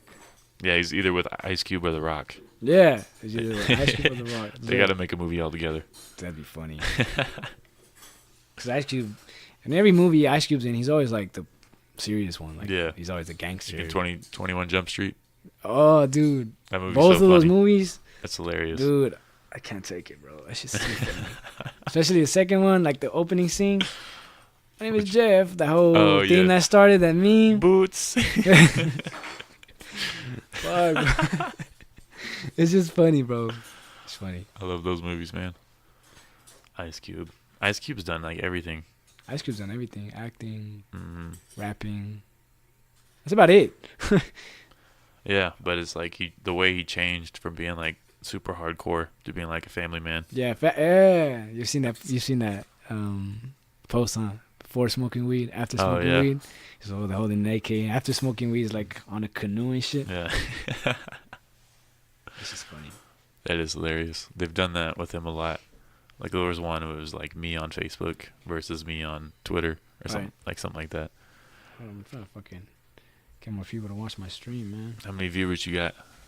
2. Uh-oh. Yep. 2 viewers on the live stream. Fuck. So do you ever do freestyles? Do I ever? Yeah. That's actually one thing that I have struggled with. Mm-hmm. Freestyling is one. I feel like freestyling is the hardest art as a rapper. Definitely. Cause it's like you're just popping words out of your mind. It's like I do that when I write, but it's like I have time to like to think it out. Yeah, think it out. It's like whenever I write a song or start a song, it's like I say a bunch of dumb stuff. I just start it out, and it's like the beat is always the way it goes. If the beat is sad, I'm gonna write a sad song. If the beat is hype, I'm gonna write a hype song. And it all varies. Do you have like a beat in your mind, like when you're writing? No, I just write. I just find a beat on YouTube. I lease it, like I buy a lease. Yeah. And if that song ever happens to blow up, I'll just buy the beat. So I just pay $30 for a lease, and it's $30 to use someone else's beat. Yeah, $30. Dang. And if you're well famous, you want to make sure you buy it. Else they'll fucking sue you. How long does the lease last? Something viewers. Oh, okay. So once it crosses a certain point, you have to buy it. Yeah, you have to buy rebuy or no, you have to like either buy another lease or. Oh, okay. So that's interesting. It sucks, but yeah. I mean, you gotta do what you gotta do. It's like I could make my own beats, but I feel like I don't know how. Yeah. So it's like same thing with mixing. That's why I like people producing my music, not me myself. Although I have done it, but I feel like when I produce my own music, it doesn't really have what it like. For example, that song "Good Night" that was produced by this other producer, and I really like it. And I have a song that I just dropped called "Start Calling Me." Yeah, it's a nice song, but I feel like it's just not as good as I wanted it to be. Can you? But edit it, or is it? I mean, I already dropped it. Yeah, it's too late. It's too late. But like back to what I was saying, it's like I feel like if I try to teach myself how to make a beat, or if I make my own beat, or if I produce my own song, I don't want to sound amateur, bro. Like I want to make sure it's like I go in there definitely badass, and people are like, damn, like this dude is doing good. Like yeah. So it's like I'm the rapper, I'm the vocalist, and everybody else, whoever I pay or whatever, they can handle all the other stuff. And maybe when I blow up, maybe then it's like I'm blowing up. So it's like I could drop a whack beat or some shit. People will still fuck with it just because I'm big or something. Yeah. It depends. I see. To gamble with music sometimes, bro. It's like. But yeah, I mean, you might as well, learn how to do the whole beat making and everything. Yeah. I mean, I have a. Because I mean, it has to suck for it to get good. Yeah. That is true. You gotta work on your craft. Just make a bunch of shitty beats. And then, for the next year. I mean, Yonkers. Did you know Yonkers was like it was a whack beat? Did you know, like to him it was a whack beat? Yeah. And that was his. I think that was his blowout song, right? I don't really know. Yeah, that really was. But a lot of the beats he had were like super cheaply made. Just really rough. And then once he got money, he learned how to like do it the right way. Yeah. So it's clean. Yeah. Just got to start out shitty. Yeah, you got to start somewhere. It's crazy. But yeah, I was asking because I've had a couple people freestyle on the podcast. I was seeing if you were interested. Damn. I mean, if you want, no pressure. I mean, you got a beat? I was just gonna Google something. Shit. I could y'all can preview a song that I have that I'm making. Okay. If that works. Is it on YouTube? No, the beat is. It's you know what? Let me pull it up for you. All right.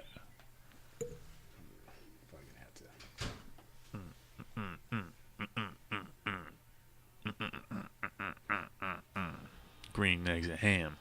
Yeah. Spam. Damn, I only got 30. Okay, I got 46 views. I guess it's not terrible. Wait. The Roots type beat? Yeah, just look that up, and I'll just show you guys. It's not a complete song, but I'll just show you the 2 verses, and they're hype. All right, here we go. Live freestyle. Yo.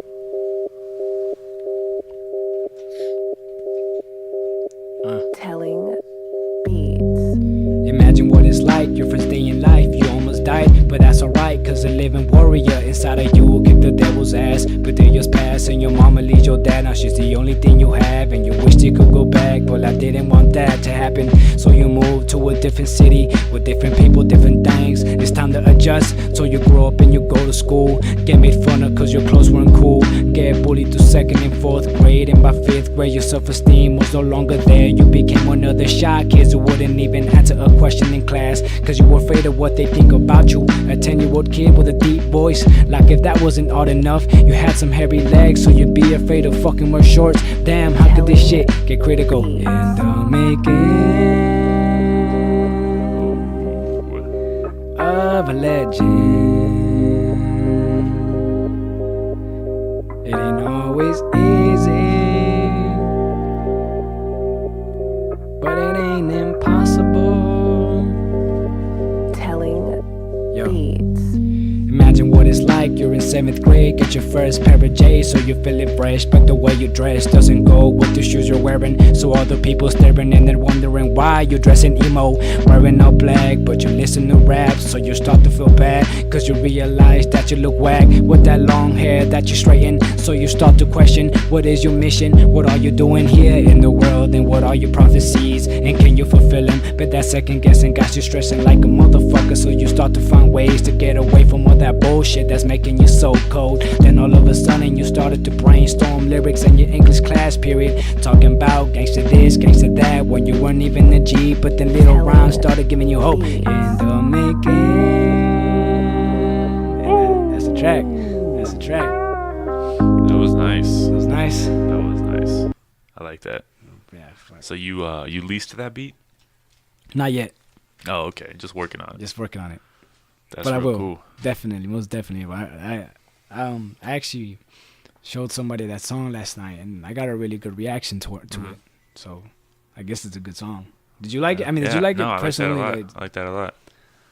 And it was of things that you just mentioned earlier, Yeah. like 10 minutes ago. So you could tell it was coming from a place, Yeah, it's coming from somewhere. from an experience, from a life, real life, Real life. real No. life. 2018, November 4th. Yeah, yeah. It's almost Thanksgiving. Yeah, I can't wait for that, man. Yeah, but where'd you get the MC7E? The 7E. Okay, look, let me give you a little history on how I picked my name. So, if there's anything to me that's hard about the rap game, it's choosing the name. Mm-hmm. Cause it's like Snoop Dogg tried to change his name to Snoop Lion, and that shit didn't work. Like, so it's like if you keep a name, you gotta stick with it. And I tried to change it last year, but people didn't let me. They're like, bro, it's too late. You're already known as MC7E. What were you gonna change it to? But C Beezy, but Chris Brown's name is C Breezy whenever you rapped or whatever. So I was like, fuck, I can't do that. And then there's Easy and Wheezy. Yeah, but my first rap name was Little Sea Bass, and it was all right. Yeah. But because mine is Sebastian, so Sea Bass, so I just kind of liked it. And sounds kind of like a cartoon. Yeah, that's what. See, I changed it because it's like I felt rapper. like if I ever get dissed, it's like gonna be your little bass and like some shit like that. Your coochie smells like Yeah, fish. yeah. So I was like, nah, you know what? I can't. So it's like I changed it to EMSC, which stood for Easy Motherfucking Sebastian Centeno. But I was like, Ooh. no, that's too long. That's a mouthful. Yeah, that's a mouthful. So it's like I went to Mexico, and I was telling my cousin how I wanted to be a rapper and this and that, and he was like, why don't you call yourself MC7? I was like, well, there's a rapper, his name is MC8. Yeah, I know him. Yep. Compton legend. And I was like, you know what? Why don't I just add an E to the end? I mean, it kind of rings MC7E. And like, I mean, it's just showing love to Easy E. And it's not bad to pay homage to, you know, an artist or whatever. So I just started using it, and I guess I kept it. Nice. Well, that's cool. That's I have great. an It's got a alternative nice rap ring to name, it. though. A rap name that I use apart from that. It's Sleazy. Sleazy? Yeah, sleazy. I don't know why. I just like that word. I guess. Is it because you're a hoe? Yeah, I'm a sleazy hoe. That's cool, man. Yeah, bro. So, yeah, I was just going through your Instagram. See, you look older I look. than 17 on your Instagram. You look like a grown ass man Yeah, I look on like Instagram. a grown ass man. People always say that. Like a grown ass man. And I'm like, nah, I'm 17. And like, "No, you're not That's wild. 17. See, you look like you probably got like 2 kids. Oh my god, dude! You work in an office. You got a condo you go to in the summer. I've gotten that in so many places. That's funny. That's funny. That's funny. Fucking. I mean, it's cool though. I mean, it has advantages. Mm-hmm. One disadvantage it has though is one time I went to this game. It was a homecoming game, and I was single at the time, Mm-hmm. and I was trying to get to this girl that was there, and I was like, well, let me go talk to her. So I was with my homeboy ex, and we went up to her. He was gonna try to get her. It was either me or him. We were kind of fighting for her in a way. And we walked up to her, and I guess she saw me, and she probably thought I was some grown ass man. Mm-hmm. So one of her friends was like, "How old are you?" I was like, "I'm 17." She's like, "No, you ain't." So I kind of left. You had to show her your ID. Yeah. No, I didn't. I kind of left there without a phone number or anything. It was kind of yeah, it kind of sucked. You gotta try, man. You gotta try, man. That's funny.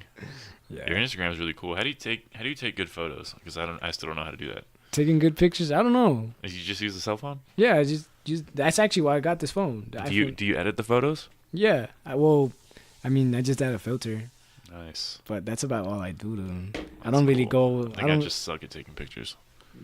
I mean, you know what I try to do is I try to have people take pictures of me, Mm-hmm. and that's scary sometimes because sometimes people might not have the same vision as you in Mhm. in the picture. Yeah. But I mean, if it comes out dope, it's gonna come out dope, and you're gonna want to post it. And usually my captions, like they're usually like a word and Mhm. 2 emojis next to it. I don't know why I started doing that. I started doing that like last year. So I'll post a picture and post a caption next to it. I mean, post a picture, post a caption, Mm. and then add 2 emojis on them. I don't know. It's just I was just looking at your last photo of those department rewards. They commented, they go, "Wow, MC70. yeah. To celebrate Black Friday, get your $100 Lowe's reward." I saw that. I think that's a spam profile because that's not really Lowe's profile. But I Is just it not? whoa. That's hilarious. Yeah, low. Out here spamming. Yep, they're spamming, man. Like, let's just hit up rappers in the. Yeah, let's hit up rappers Texas and try to. Panhandle.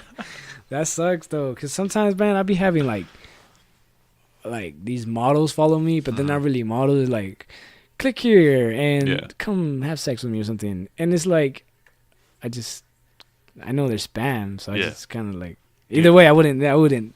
But I'm just saying, like, I just think it's annoying. Do Cause you like, ever get reached out to by like random producers or rappers or anything? not really. I mean, there's this local. I guess he's a band artist. One time he commented on one of my pictures. He was like, "Hey, this might sound like spam because I've been posting this on various profiles." But he was like, "Would you mind following me on following me on Instagram and Spotify and this and that?" And I thought to myself, "Well, yeah, why not? You know, you respect the hustle. You gotta." Yeah. And he was pretty cool about it. So I followed him. And it turns out this guy is connected to the guy that got me the show at the Artist Pub. So it really shows how it's like showing love to like people you'll get some love back. And That's true. thanks to that, I'll be able That's to how the perform. universe works, I believe. That's how it works. Yep. What goes around comes around. I believe that heavily. Faux show. Hell yeah. That's cool though. So, do you have I know you have like singles, or do you have anything like you plan on? An album? Yeah, or a mixtape, anything like that? Yeah, I have an album actually that I'm working on. I'm only like 2 songs short. Mm-hmm. Well, they're I just need to finish them. How many tracks? 6. Nice. 6 tracks. The album's titled Lost. I've been lost before. Yeah, me too, man. Shit. I got lost at J.C. Penney's when I was Yeah, a me kid. too. Yeah, I got lost at the supermarket looking for my mom and shit. I got Fucking- lost on acid, Oh, but then I found myself. So yeah. I think I was lost before I took acid, and then I took the acid. You and took I the found acid. myself. I actually I've heard that acid does that, but Possibly. I don't want to try it. I also thought there were snakes in my bathtub. So Oh, you probably don't. Yeah. Shit, man. I just stick to the green. You know. That's smart. That's smart. Just because smoking weed does it gives me a lot of creative flow. It gives me a good creative flow. I feel like it does that to me sometimes, but then sometimes it does the opposite. It kind of depends on the person, I guess. No, it just depends on the strain. You see, You think so? whenever I hit up dealers, bro, Mm-hmm. I probably sound like a cop, but it's like I ask him strain. They're like, oh, bro, they hit me up on Snap. Fire, right? They got that fire, that gas. But I feel like sometimes they don't know the strain. They're just like, oh yeah, this is White Widow Chronic Junior Kush. Yeah, bro. So it's like I'll ask him what strain is it, and they'll tell me, oh, it's like, I don't know, bro. I know it's just some fire. Get out of here. You know, I won't do it. Cause it's like there's three different types of like weeds. It's like indica, sativa, and hybrid.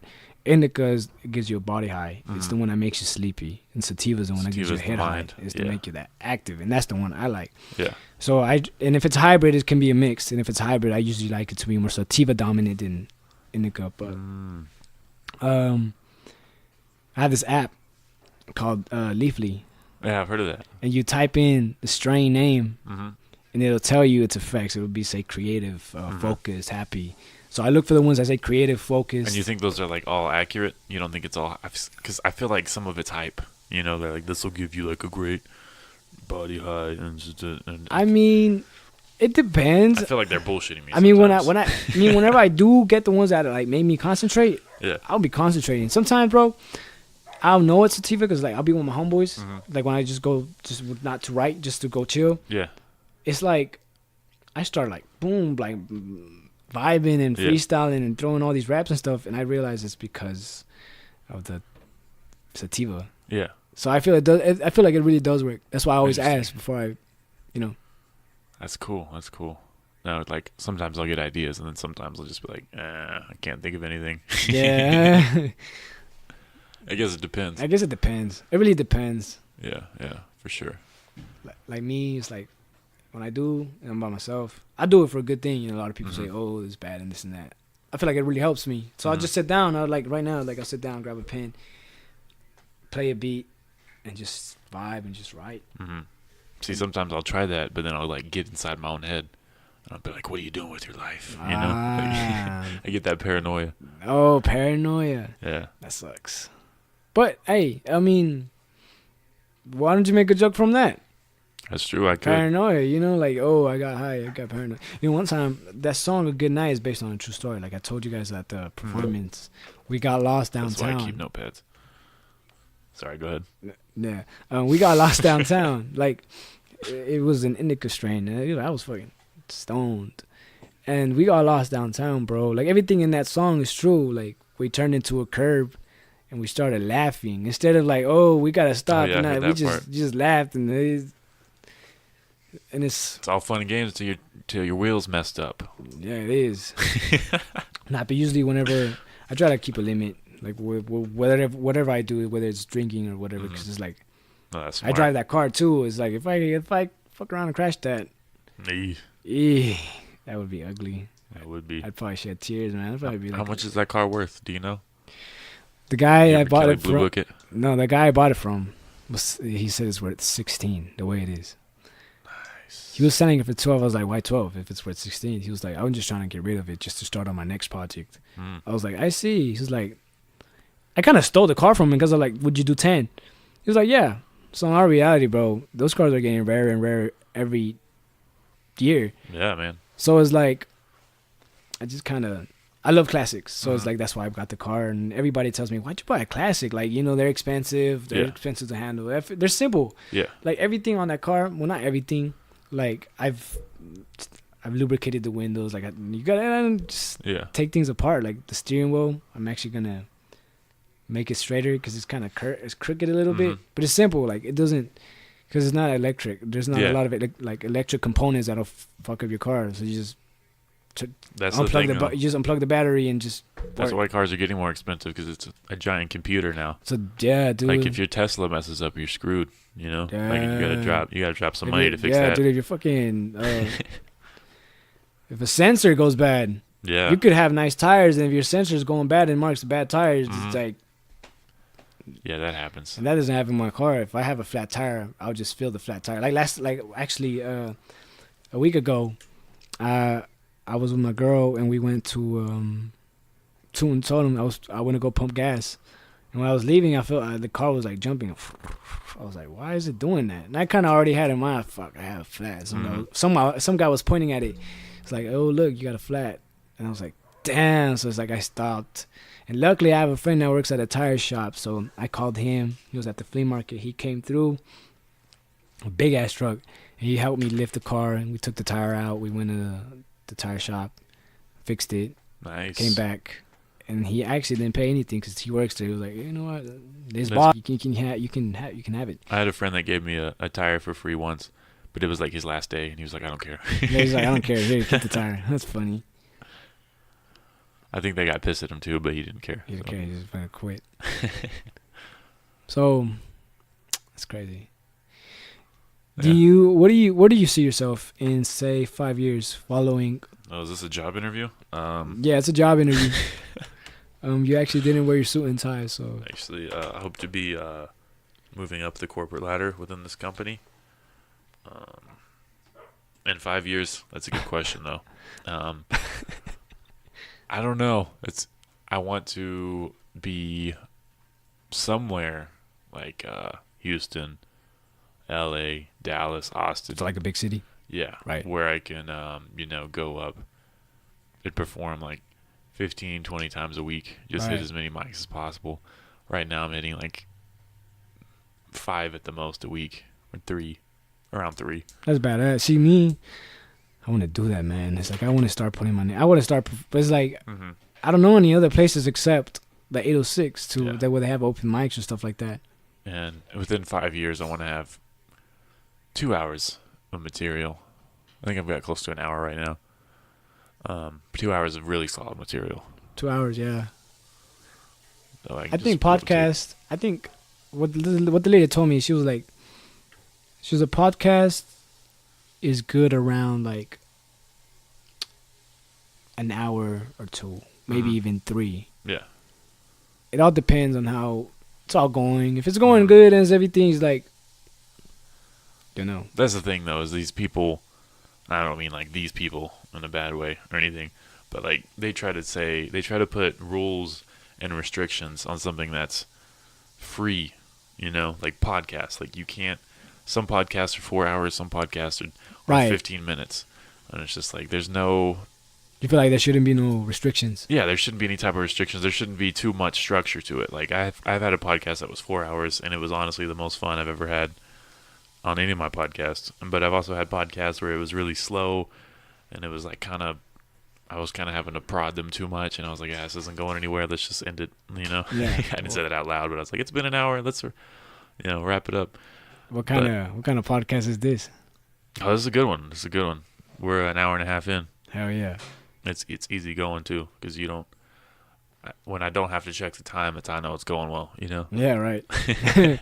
That's cool. That's cool. When it's going well, it doesn't feel like 2 hours. Yeah, it doesn't even feel like I've been here that long. It's always like, oh shit. Yeah. It's pretty cool. But yeah, man. I mean, it's fun. Well, I'm hearing it from a 17-year-old, but yeah. I mean. No, you're very wise and well put together for a 17-year-old. I appreciate that. I feel like you should keep pushing towards that, bro, because like I said, nothing's impossible, man. I learned that because it's like, I didn't think I was going to be performing sometime this year. Mm-hmm. And I'm opening up, and I just think like, looking back, when I was in 7th grade, I didn't even think I was gonna be as good as I am. Because if you've listened to my old stuff, it's like it's crap.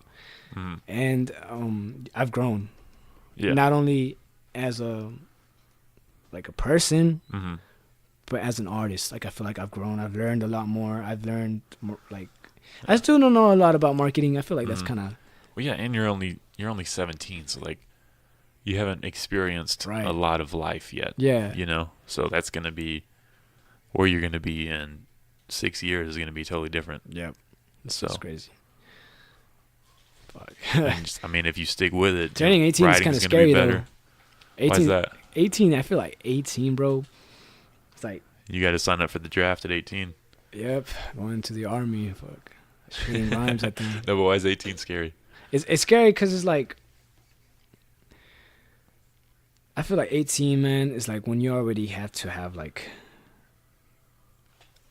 an idea of what you want to do. That's not true. That's just what they push. Or maybe you're right. Maybe it is what That's society. that's what society wants you to think. And it's like I don't know. I think it's feel like- okay to be like 30, 35, and you don't know what you want to do yet. Well, yeah. Well, it depends how you are financially too. Like if you're really trying to do something big Yeah. and say you're struggling, Mm-hmm. you're gonna push for Mhm. it even more. Now, when I was in 6th grade, the teacher would go around and ask everybody what they wanted to do, and I was just honest. I was like, I don't know. And the teacher was like, for your age, you should be worried that you don't know what you want to do. Nah, 6th grade. Nah. And it's like, are you fucking insane? Yeah, Like, what are you talking- I'm ready to go into puberty, and you want me to know what I'm doing? You teach home ec. You gonna tell me that I'm wrong. Okay, but no, seriously, like the only reason I went to college is because society, is Because like the society has you that need to have standard. you that's need to like, have your life right. together. You need to get good grades so you can get into a good college, so you My can get grades a good suck ass job. sometimes.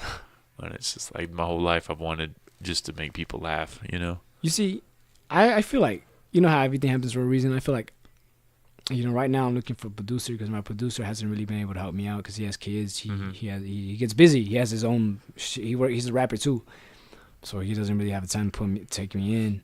But I feel like it's all happening for a reason. I feel like everything's gonna happen right after I graduate. Because at the same time, bro, I want my mom to see me graduate. And if I blow up right now, I would love it. But it's like I feel like I'm gonna try to see my mom happy, knowing that I graduated, because it's like it's a good feeling. For sure. And in our reality, I'm doing school because of her. Because it's like I have an entrepreneur spirit, bro. It's like I feel like I'm gonna just after high school, it's like I'm gonna go to welding, work welding for a little bit. After that, start saving money for like my rapping, or a little company, like a little welding company or something, clothing, and That's awesome, man. just going out. Have you heard of Gary Vaynerchuk? No, You gotta look up that dude on. is he an entrepreneur? Yeah, he's like the biggest one. He just gives out free information every day. I should follow- probably. Follow him on Instagram because he's big. He reminds Gary, what? you remind me of him in a couple ways. Yeah, Gary. Oh, Gary. That guy that's Gary always V. like, he's always like, he has like a voice like this kind of. Yeah, Yeah. that's a good impression. Yeah. He's cool. He actually, I watched this video one time where he was saying, "I was like, if you're not working on it, then I was saying that actually kind of, why are you even doing it? Mm-hmm. Like, if you're just gonna not even work on it, then why fucking do it? Like, and I was thinking about it because at the time I was kind of like slacking a little bit, procrastinating, not slacking. Yeah, and it's easy to do. yeah, it is easy to do because at the time I was playing video games. This is my sophomore year. I don't play video games anymore because it's like I feel like all the time I put into video, like I play but not as much. Yeah, I feel like if I put in too much time playing new Call of Duty, that's gonna take 5 hours of gameplay that I could be using on writing 2-3 songs. I got that same mindset. I really don't even watch TV very much. I don't watch TV If at I all. do, I watch like one episode. I do listen to podcasts, but when I'm listening to a podcast, I can still write. Yeah, I can still work out. I can still do things. Me, when I'm at school, when I'm in class, sometimes it's like if I'm doing shit, like I'll just write. I'll just play. I'll put in my headphones, play a beat, and I'll be there rapping. It's like people sometimes look at me and I'm like, oh, am I being too loud? I was like, no. So sometimes people are like, oh, kill it, and I'm just like, but I rap in class and I just right there, and so I'm kind of in a way I'm making it known that I rap. Like sometimes I'll be in the comments at Cap Rock, and well, this is before I had my car because now I just leave because I have 2 off periods, so it's like after lunch I bail. Hell yeah. And but I used to sit out there and just freestyle, and those people would always I would always get a reaction from people like ooh, or they'd like bob their heads, or and I hear them the next day or the next time I see him, it's like that guy right there, he was rapping in the comments some fire the other day. I was like, yeah. so it's like I feel like right now since I'm in high school, I'm around a lot of people that listen to music, and one of my plans is handing out flyers and stuff, engaging with people, because it's like I'm around a lot of teenagers, people in my age groups. So it's like we love music. Everybody loves music, but it's like I feel like right now teenagers are really judgmental about artists. Everybody is, but get someone to record you freestyling in the comments. Just start uploading those. Yeah, that should be badass. Start rapping about camp rock or something. Get those viral. Yeah, that'd be clean. I mean, it might not go viral, but it'll reach throughout this city. Yeah. See, that's what I want to do. I want to get big. See, I want to get big in the city first. Mm-hmm. I want to get big locally, because that'll already be a solid fan base. Mm-hmm. You know. And that would be just having a solid fan base in your own city is like people will support you, and when you go up to like the next thing, people might even follow you to your shows. You know. Yeah, and it's really cool when you're just out and about and people recognize you. Yeah, dude. It's like, oh, when's your next show? It's like, I've never met you before. Like, yo, no, I saw you perform 3 weeks ago. I was like, oh yeah, my next show is, this and that. Yeah, that's cool. That's very. See, I feel like cool. That's a good feeling, bro.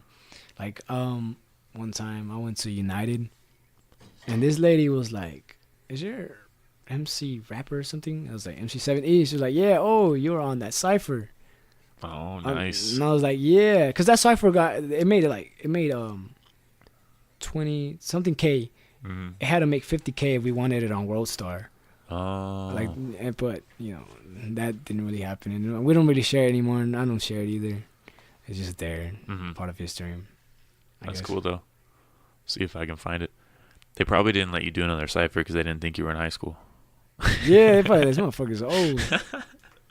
This 24-year-old trying to get on a high school cipher. That's funny. Actually, I have the cipher. I can play to you after this, or shit. It don't matter. It's clean though. It was on the radio. They would play it on the radio on what is it, Texas Tuesdays or something. You got to go on 93.1. Yeah, 93.1. The beat. Right. I'll see if I can pull it up on my laptop because we can just play the audio straight to the laptop. Oh yeah, there you go. Yeah, it's on their page. Probably on video or some shit somewhere. But it's 2 years old? Yeah. So I got to go way back. Let me go on. Way back. Do you like Travis Scott? I listened to a little bit of his new album, and I like the song. It's Psycho Mode. Sicko Mode. Yeah, I think that's. Beat changes are crazy. I like that dude a lot. I think he's like a producer as well, but just the way he manipulates his voice. You like Russ? Oh, yeah, just go on Facebook. I love Russ. Just go on Facebook and look up 806 High School Cypher, and it'll pop up. Nice. Like on your search bar on Facebook, just look that up, and it'll actually be the first one. Yeah, Russ gets a lot of hate, but I like Russ a lot. I like his hustle. I like his. He's the real definition of independent. Yeah, and he dropped a song a week for a whole year, which is crazy. That's hard. Well, I mean, it depends, because like I don't know. I just feel like making a good song and dropping it. I feel like it's quality or quantity. I'd much rather drop a song in like 2 or 3 weeks that sounds good than drop one every week that sounds like, or it's getting the same, or they're like losing their, you know what I mean? Mm-hmm. For sure. And then what's his name? Gary V. He was talking to Nipsey Hussle. I don't know if you know Nipsey Hussle. Yeah. But he was talking to him, and he was like, "You should be dropping a song every day. Just content's gonna win, so just drop a song every day. Just drop a song." And that's crazy. I like imagine having that much podcast. Yeah, or that to be able to drop one song every day, like you got to be working your ass off. Yeah. But I mean, you got to work your ass off to get where you really want to get. So I don't know. But I typed in high school cipher. I'm on the page right now. Did you look up 806 High School Cypher though? Oh no, I just typed in high school. No, yeah. Just look up 806 High School Cypher. 806. Yeah, I come around. Well, I mean, if you want to play the whole thing, but I come around the. What is it? The 2 minute? No, like the 3, 4. I don't even know when I come up. 806 High School Cypher Class of 2017. There you go. Okay, are you guys all sitting on a stair? Yeah. Okay. Yeah, that's the one, man. All right, you come in when? I come in. Yo, what's up? This is. Shit. I don't know. Let me check. Hold on. All right. I don't want to hear nobody else. Yeah. Well, one of the guys right there he was kind of. I like it. Bomb City. I like that logo. Bomb City Media. Yeah. Hold on. Fuck. I'm trying to see what. Tristan Paul, Canyon High School. Tristan Paul. There's you. I come in. Crazy Chris. All right, I Shane came Amaya. in. I've heard of Shane Amaya. My friend was producing music for him. I come in like around 140. Okay. Yeah, Shane and Maya, I like his stuff. They're cool. Him and Tristan. I have a friend that makes some really good beats. I actually made a song in his studio, Shane and Maya's studio, one time with this other local rapper. Are you wearing a black shirt? No, I'm wearing. Hell, no, that ain't me. Oh, well, that's 140. Hold up. Oh wait, well I come right after him. So I mean, Okay. you're gonna start it there. I mean, but yeah, 140. That's around the time his ends. Cool. Yeah. The strings I still remain king is Don. Yeah, I'm about to come in. Right here. Look at 27 to the E, representing Capital High School, and 90 people wanna beat. I bet you didn't think that I would make it this far, so now you're pissed off. If you sleeping on me, you're gonna be dreaming about it, and when you wake up, I'll be speaking about it on an MTV interview. So just wait, this don't take just 2 days, it takes more than a couple of years to occur, but I ain't making it unless I'm spitting it, and that's legitimate, and I ain't giving up cause I know I'm gonna be killing it. Shout out to all the fans that actually sent back good feedback, my love, you keep that. Haters want my level, but you can't reach that. Talent is God given and you can't teach that. That's Okay. that's. I'm gonna be honest with you. I didn't really like that. The original verse that I had planned out for that was actually gonna diss every single rapper. Like, not diss him personally, but it was gonna be like this cocky thing. Yeah. But I didn't do it because I was like, it's a cipher. You know, you want to be in the team or whatever. Yeah. But then I also started hearing everybody's verses. They were all like, there was 6. One of the guys was like 6 faces down in the rubble. There was 6 of us. So it's like Yeah. 6 face. Like, he basically dissed all of us. So in my mind, I was like, hold up. If I would have came in with my stuff, man. Ooh. But now I was, you know. Now I know. Next time it's like, next time I'm gonna show him mercy, man. Because it's like, see, it's like when I write rhymes, like I have this little song. I actually showed you guys this, but it goes, well, actually, you know, I don't want to perform it. Oh, you can. Yeah. Yeah. It goes, all right. It goes, lately, I've been feeling crazy. 5150, weed and some whiskey. Always keep it with me. I'm fucking with my kidneys. Bitch, give me a hickey. She say I look spiffy. Now I'm feeling guilty, cause I made her filthy. When I told her film me, so she started filming. Pussy almost killed me, but I got my kill streak. Now she on my newsfeed, tryna show her boobies. Yeah, I don't give a fuck though, cause she just one hoe, and I'm just a demon, tryna spray my semen. Then I just leaving. I respect women, but I am a free man. I need me some treatment. I hit on my weed man, he said that he's empty, so I get angry, cause it bullshit can't be. Bitch wanted something, told her as I'm busy, then I told her leave me the fuck alone, and it goes. Dang. That Too was many cool. rhymes, huh? That's in a song already? Yeah, that's in the song. No, it's not. These are all songs that I'm putting in the album. Oh, okay, cool. So it's not like out yet. It's not out yet, but That's cool. there's a lot of this shitload of rhymes, man. I like that. I started writing that out of nowhere. And I just followed that. What's a bar? Is a bar like one rhyme, or is it like 2 lines, or is it 4 lines? A bar is 2 lines. 2 lines, okay. So let's say So when they say like 16 bars, that's just like yeah. Because like say okay, this is I got a cat. Right. So let me think of something. I got a cat. I got a cat. I got mad, so I hit it with my let me think of a better example. Gat. Cat. Yeah. Cat. Boom, boom, boom. I got a cat. I hit it with a bat. Mm-hmm. That would be a bar. Okay. I've always been curious. There's different and then with rhymes there's a lot of different things that come with rhymes. It's like there's near rhymes and then there's rhymes and then that's that near rhymes is like words that don't necessarily end with the same kind of Do you structure songs like at 32 bars here, this here, that there? And like, whenever I write a song, it all depends on the beat always, but I try to make them even. So if like this, like that song I performed earlier, if it's 10 if it's 10 bars, right? I want to make sure the next verse is 10 bars, just so it has that evenness. okay, so it sounds better when it's like symmetrical, for lack of a better word. Yeah, symmetrical. Yeah, there you go. Yeah, and I mean, I don't always do that. I mean, there's some songs that have like a long ass first verse and next verses are shorter. And It just depends. I just didn't know if that's something that was even like happened consciously or if it's just like, you know, it just happens. It happens consciously. Yeah. I mean, I don't really when I'm writing. I don't really think about no bars. I just fucking write. See, so I've always wondered what that was like. Yeah, because I used to think that too. It's like whenever I listen to songs, people are like bars. I was like, what the fuck does that mean? Because like I've always wondered, like rappers like Lil Wayne, they get in the booth like, I'm gonna spit 32 bars here, hook, 32 bars here, hook, Yeah, you know, or whatever. Yeah, yeah. That's. Like, I mean, it's easier whenever you have your beat maker, because if you have a beat maker, you can make a song as long as you want, a verse as long as you want, and you just make the beat as long as it has to be.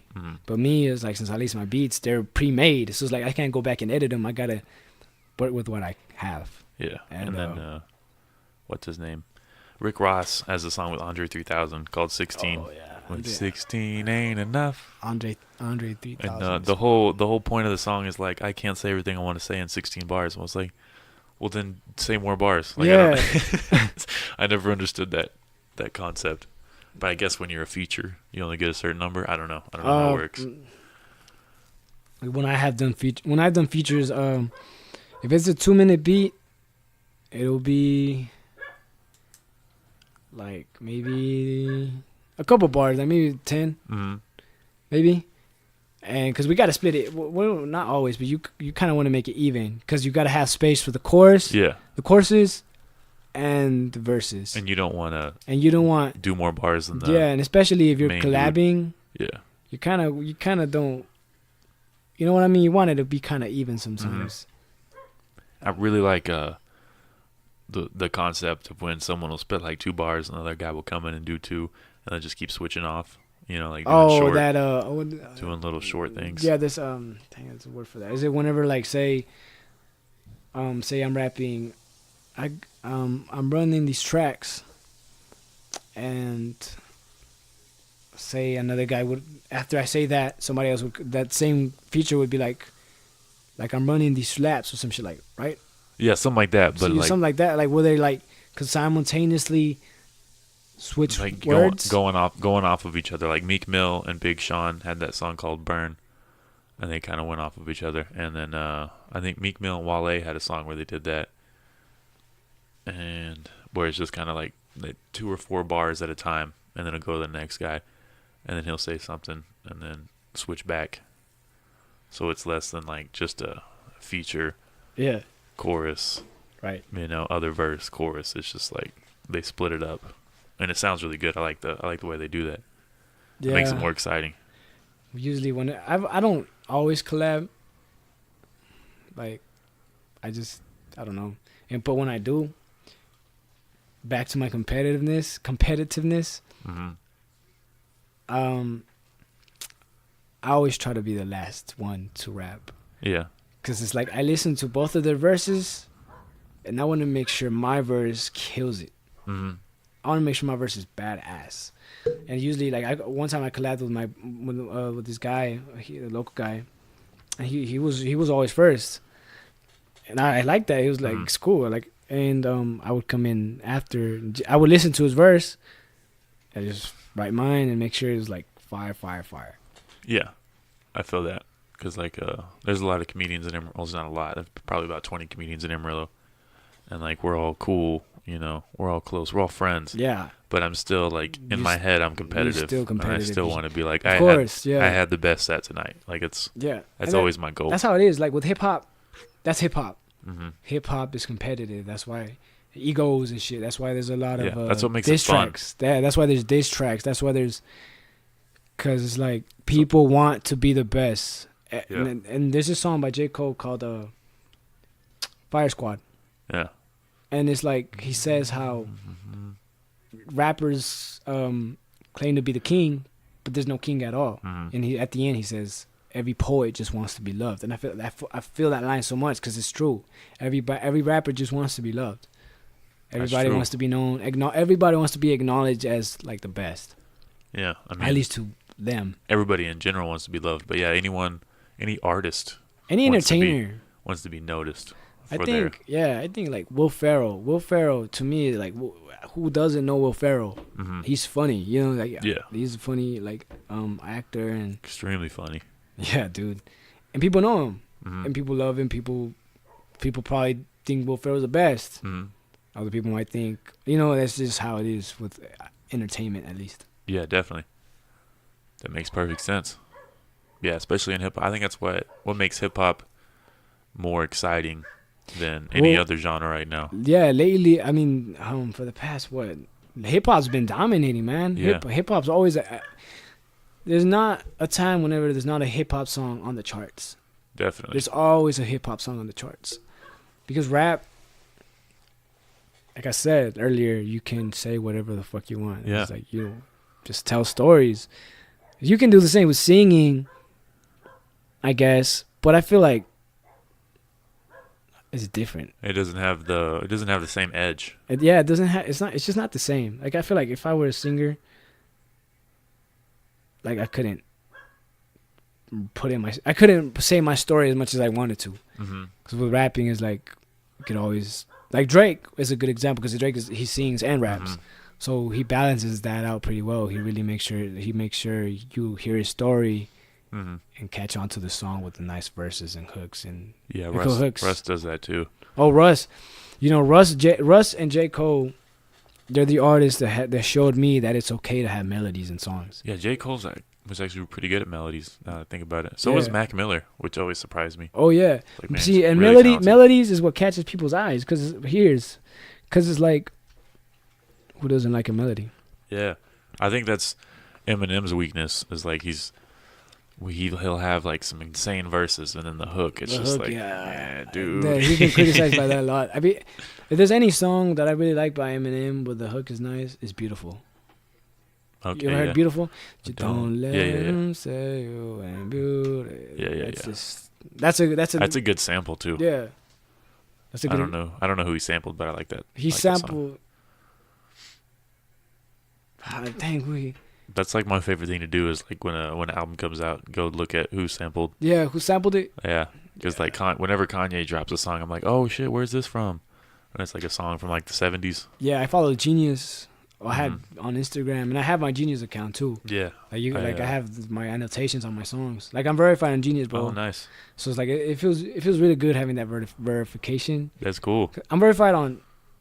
Just before I get into that, I'm verified on Google, which you can too if you're on Spotify and stuff. I'm verified on Google. No, not Instagram. Fucking Spotify, Genius. Fucking what else? I think I'm verified on YouTube. I don't know if it counts as verified though. But they just said you can't upload videos more than 15 minutes unless you do this. And I was like, all right, I'll do that. Oh yeah, that's. So I guess that's technically verified. Yeah, that's technically verified. But dang, what else am I verified on? But yeah, I mean, it just feels pretty good. Like, it makes you feel like you're verified. People know you as you. That's cool. No, I love going to Genius. I don't do it as much, but I always like if there's a song. Whenever music would drop, especially an artist that I love, like Kendrick, I just go up and you get a deeper perspective on everything. Yeah, you see what the song means. Yeah. Like I said, whenever I drop that song with that I told you has a deeper meaning, like I killed somebody or some shit, I'm gonna put it on my Genius and be like, this is what it means. This is like the Swimming Pools by Kendrick.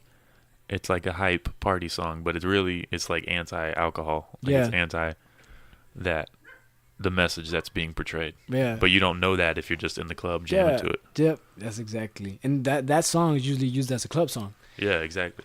And he made it for that purpose. He was like, people aren't going. The average person isn't going to get into it. They're just going to. You know who else is good as that? At that, Childish Gambino.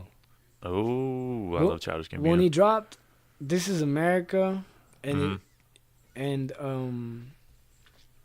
what's the other song? "Feels Like Summer," something like that. Yeah. The music videos, they have a meaning to it. Mm-hmm.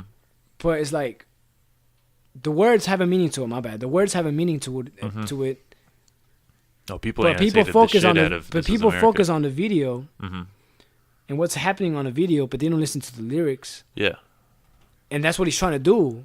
He's trying to show how, I guess, distraction maybe.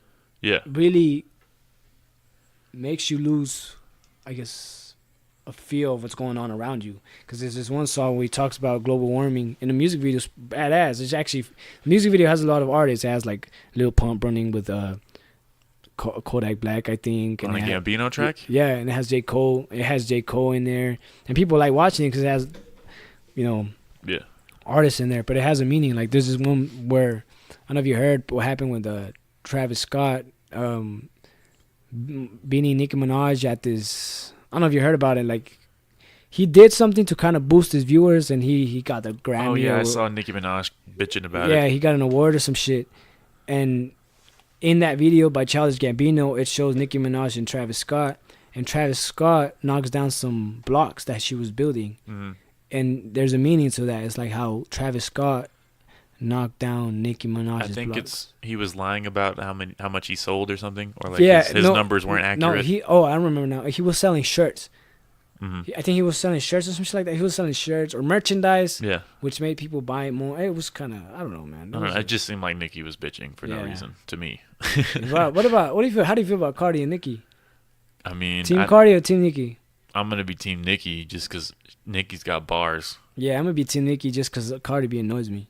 Just that I think Nicki's like, her gender aside, Nicki's a fucking good rapper. Like, even if she wasn't a female, if Nicki Minaj was a man, she'd still be a good ass rapper. Dude, she is badass. She's fucking good. I mean, Eminem, a bunch of rappers that are big, like legends. They've acknowledged her as the queen. Yeah. And I feel like that's true. Like she really kills good. it. Yeah, she does. Very. Not very to mention impressive. her songs are catchy too. Like, yeah, I feel like I don't have anything against Cardi B. I like her. I like her personality, but I mean, she's all kind of hype right now. Like she's only been doing it a year. I think she can have longevity. She can have a good career, but bar for bar, she can't. She has nothing on Nicki. Yeah, listen, like Cardi. I know I said she annoys me, but it's just how she like is sometimes. No, like she used to annoy me too She because I kind of saw annoys me. when she was just a popular stripper. I'd see her videos on Twitter and I'd be like, she's fucking annoying. Like, just yeah, but it's like, shit. but I mean, I wouldn't mind like being cool with her or nothing. Like, yeah, but it's just like I kind of get annoyed by her sometimes. The same, like, I respect Migos, but I can't listen to Migos. Why? I can't get into it. I just feel like they're not completing. I'm just asking. I don't listen to them either. But they're not completing an idea. It's like, huzza, and then I went and bought some shoes. Hey. My shoes are yellow, and it's like three different dudes are finishing each other's sentences. It's like I can't. My brain can't fucking I don't know what story you're trying to tell me because it's fucking chaos. Yeah, like that's crazy. That's what I mean. That goes back to like why being lyrical to me is important. Mm-hmm. But that whole. You ever heard that song? What is it called? Raindrop Drop. Bad and Bougie. Drop top. Shop. Yeah, I feel like that song's cool. I like it, but I like the song Stir Fry. Like in the kitchen, stir fry. I don't know. I don't know the words, but they're catchy. Yeah, they're catchy, and that's. But it's like I can't sit down and listen to Migos. Like if I'm in the club, Migos comes on. That's cool. That's cool. I'll be you'll get turned up. But in my own time, I'm not gonna play Migos at all. Someone asked me like, who do you like better, Takeoff or Offset? And I was like, I don't know the difference. I'll be like, who? They sound exactly the same to me. Sometimes people will be like, this artist, and I'll be like, who's that? Like, I feel like a grandpa, bro, because like I'm so old school, like stuck in the old school. I'm 17, that's why it's crazy. I listen to all the old school shit, and it's kind of like they ask me about, who Lil, how all the rappers nowadays have Lil. I'm like, Lil Peep, Lil Xan, Lil Skies. I'm like who? I'm like who you talking about? No, I don't know who he is. But XXXTentacion, he's one of the rappers that I think.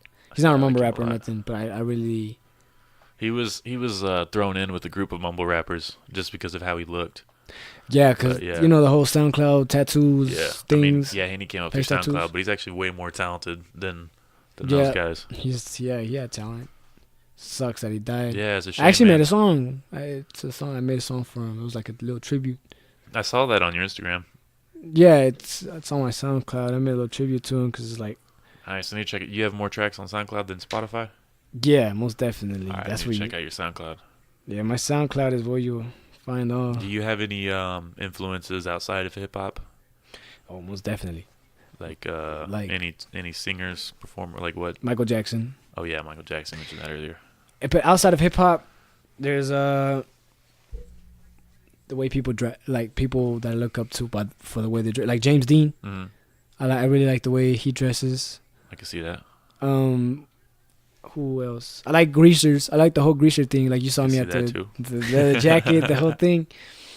The whole all those the greaser stuff. Have you seen The Outsiders? Yeah, I've seen The Outsiders. Yeah, The read that in high school. Outsiders, and I've seen a lot of greaser movies. Like one time, bro, before I bought the leather jacket, like I was on this whole greaser thing. I was watching all these greaser movies just because it's like I wanted to be a greaser. But then I tried it and with my friend, and we went to school with some leather jackets. People were calling us bikers and shit. So I was like, you know what, nah. But then again, that was in sophomore year. Nowadays, I don't give a fuck what they say. It's like if I dress like a greaser, listen to old school music, that's what I do. Shit, don't worry about mom. You know. That's what I would change. Like if I were to go to high school again, because I used to care so much about what people thought. Yeah. And it was so stupid. You see me? Okay, I'm very self-aware. Mm-hmm. You really are. I could see that. How? Just for sitting down with you having this conversation. I feel like most 17-year-olds don't have the same outlook on life. Like they don't have this. See, I'm very self-aware, man. It's like, when I fix my hair in the morning, when I put on some pants, I make sure I make sure everything looks good and that doesn't look weird to where it's like somebody is gonna say something, and then they might not even say nothing. I just had that mentality where it's like I guess it's because I want to do music, and music, you or an entertainer, artist, or whatever. You kind of gotta, or the cool guy. You kind of gotta hold this threshold. I won't say threshold. I don't know what I'm trying to say, but you kind of certain level of you had this certain level of class, and you don't like doing like there's Synergy, that new place that opened. Mm-hmm. That place is dope. That badass, bro. Fuck. It's movie wild. theater, I spent bowling. so much money there. Yeah, me too. And you wanna know what I spend money mad on? at myself. Me and my girl, bro, we go there and play Pac-Man. Oh, that Pac-Man is fun. And we blow our money on Pac-Man, bro. Like I'm actually on the leaderboard right now. I'm 5. I'm the 5th place. That's crazy. But what's it called? Oh yeah, Synergy. You know how it has that whole skywalk thing? Yeah, I was about to mention that. I haven't tried that. I tried it, dude. This is fucking scary. Like there's this little part. No, it's not scary, but like there's this part where it's like kind of a wipeout. Yeah. It's like you step and like it rolls like a little log, and it's kind of like oh shit. But like you're holding on to something, but it's just still that whoa, like fuck. But at first I didn't want to do it, like cause like my girlfriend got me into it. I don't want to do it cause like I feel like you afraid of heights? No, I feel like a cool guy won't look cool doing that. Maybe. Oh yeah, fuck that. You know, like you gotta kill that mentality. For real?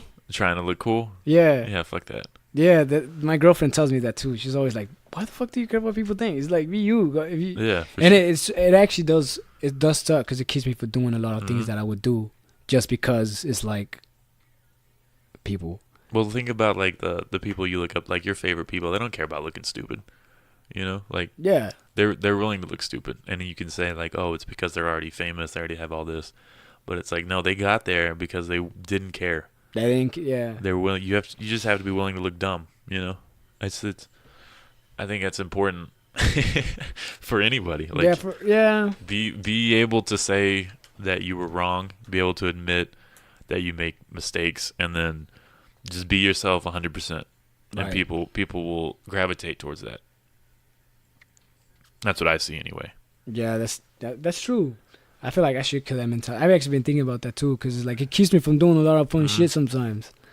Like, because then you're always gonna have people that'll be like, oh, that's whack. That shit. He's stupid. Yeah, you're not gonna please everybody. But then the people that love you are gonna see you being yourself and not giving a fuck, and they're like, oh, and they're gonna see you more as a person rather than an artist. They're gonna see you as cool. a real person. They're gonna see, oh, I'm so worried in my life about my family and my friends and what they think about me, but he's out here being himself and he's enjoying himself and he's loving his life. I want to be like him. I want to be like him.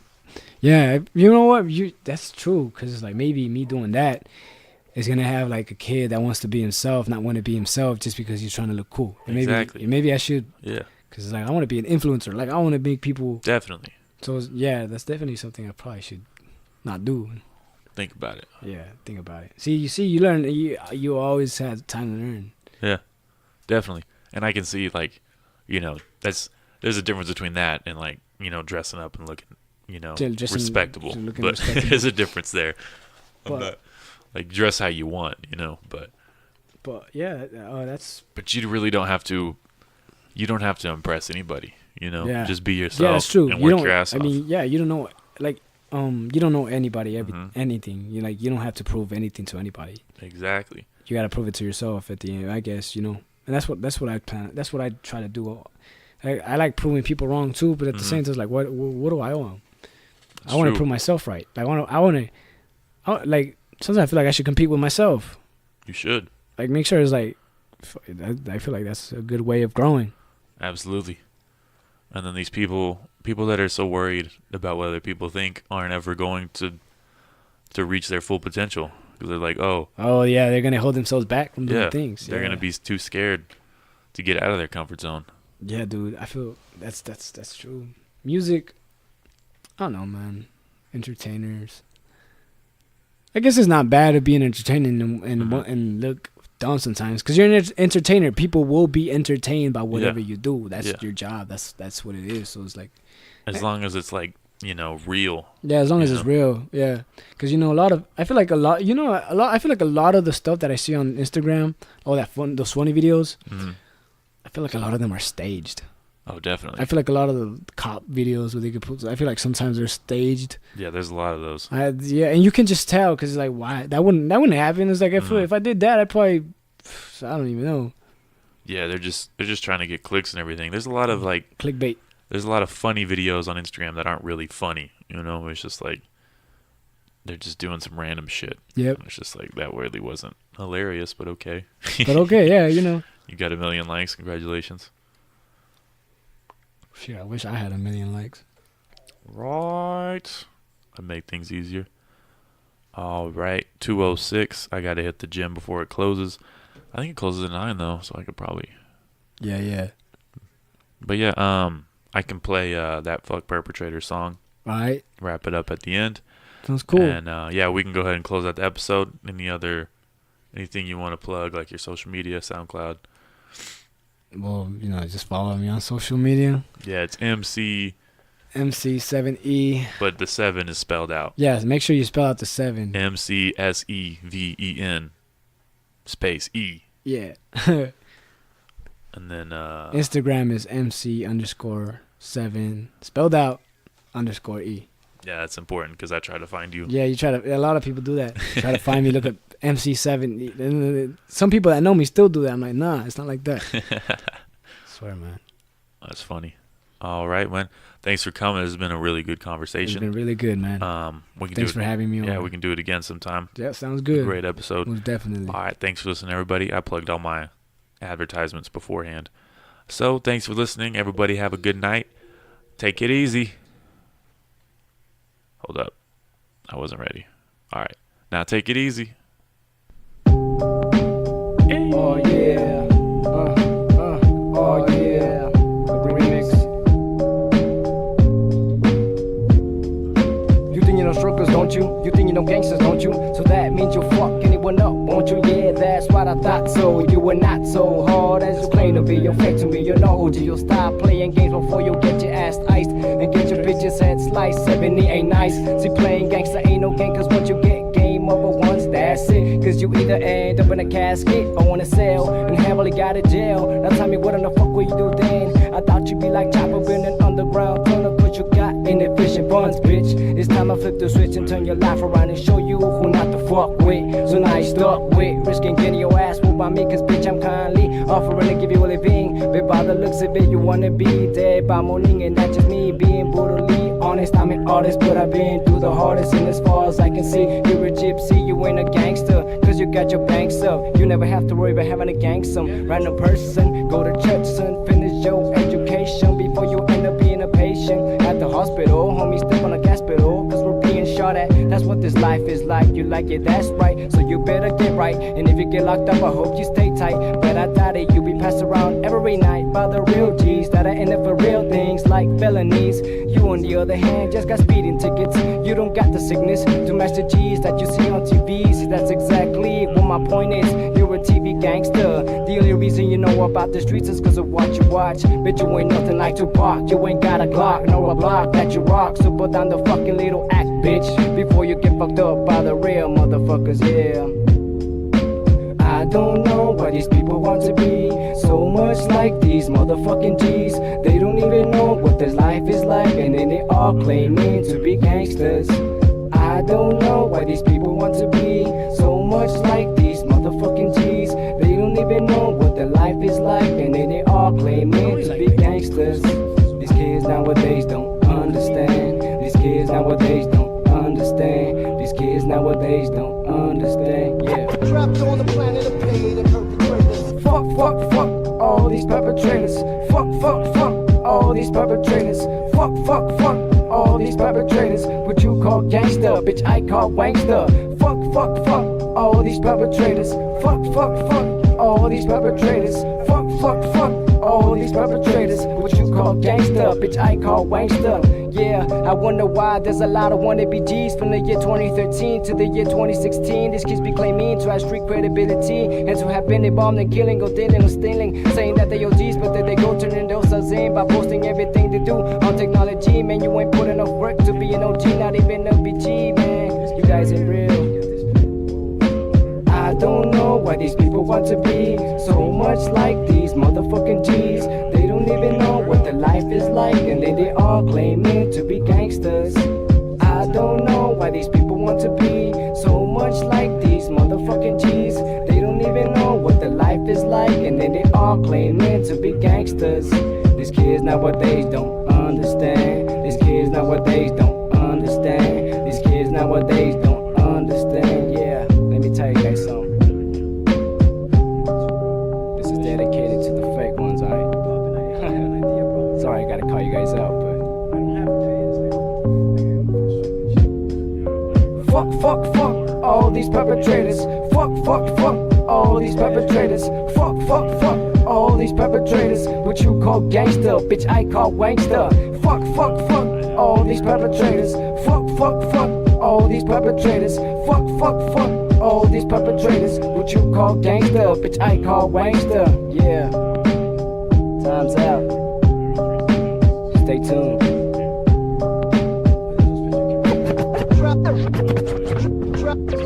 Trapped on the planet of pain and perpetrators. So you call Earth, but I call hell's equator.